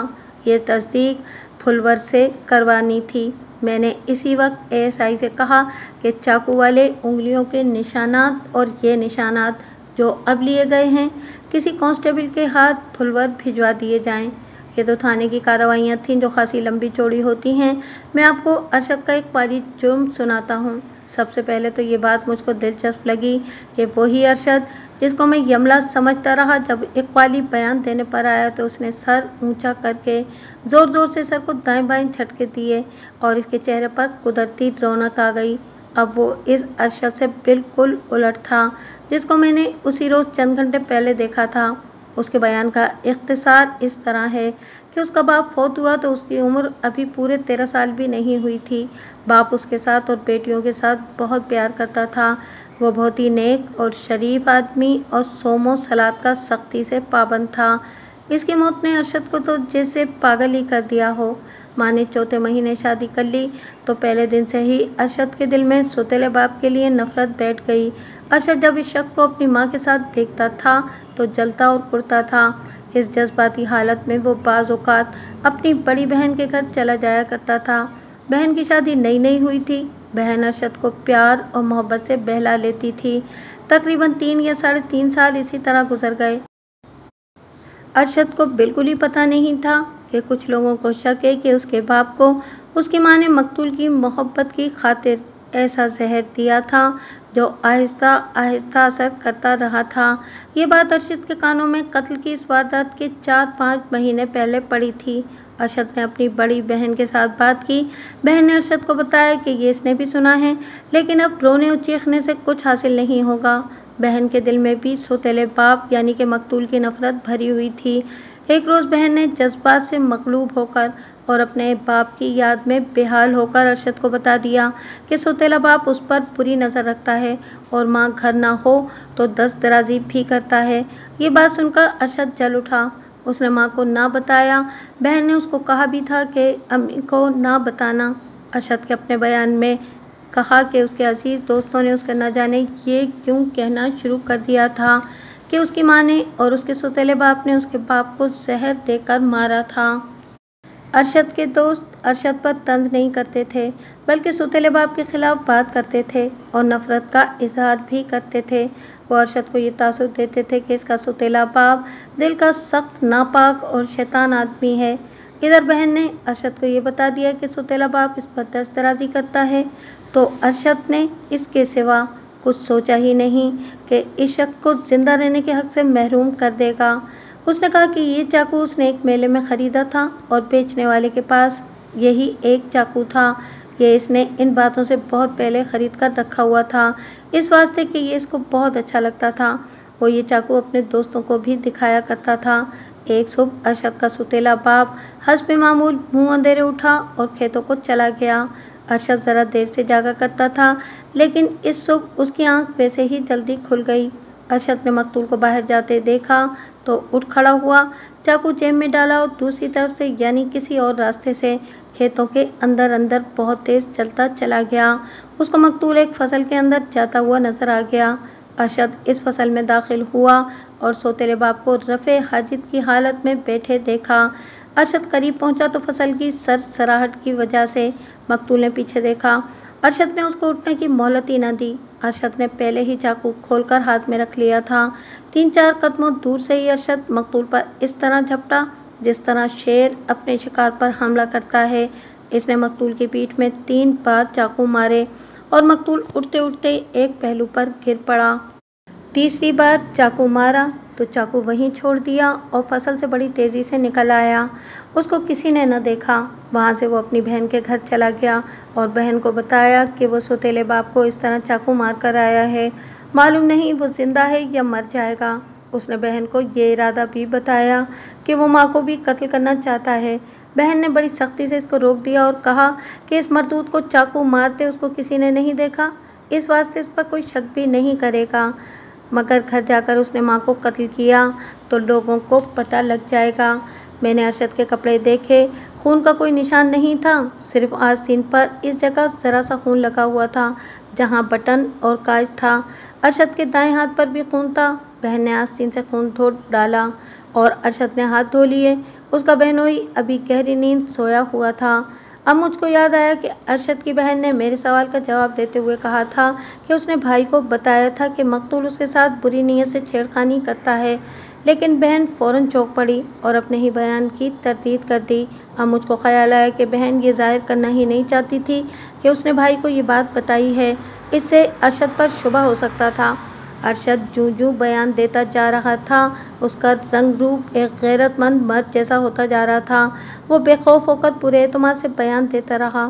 وہ خوبصورت لڑکا تھا لیکن اب وہ مجھ کو کچھ زیادہ ہی خوبصورت نظر آنے لگا۔ مجھ کو افسوس یہ ہو رہا تھا کہ میں اس کی کوئی مدد نہیں کر سکتا تھا۔ میرے کہنے پر اس نے مجسٹریٹ کی عدالت میں دفعہ 164 کے تحت اقبالی بیان قلم بند کروا دیا اور آخر تک اسی بیان پر قائم رہا۔ پھلور سے فنگر پرنٹ بیورو کی رپورٹ آ گئی تھی۔ چاقو کے دستے پر ارشد کی ہی انگلیوں کے نشان تھے۔ اس کی ماں کے پاس روپیہ پیسہ تھا۔ اس نے خاصا مہنگا اور بڑا قابل وکیل کیا تھا۔ اس وکیل نے عدالت میں یہ ثابت کر دکھایا کہ ملزم ارشد نے فوری اشتعال کے تحت غیرت کی خاطر یہ واردات کی ہے۔ سیشن کورٹ نے تو ارشد کو عمر قید دے دی تھی لیکن اپیل میں ہائی کورٹ نے اس کی سزا میں تخفیف کر کے 6 سال رہنے دی۔ یہ ارشد پر اللہ کا کرم ہوا اور پھر اس کے وکیل کی قابلیت اور تجربہ تھا۔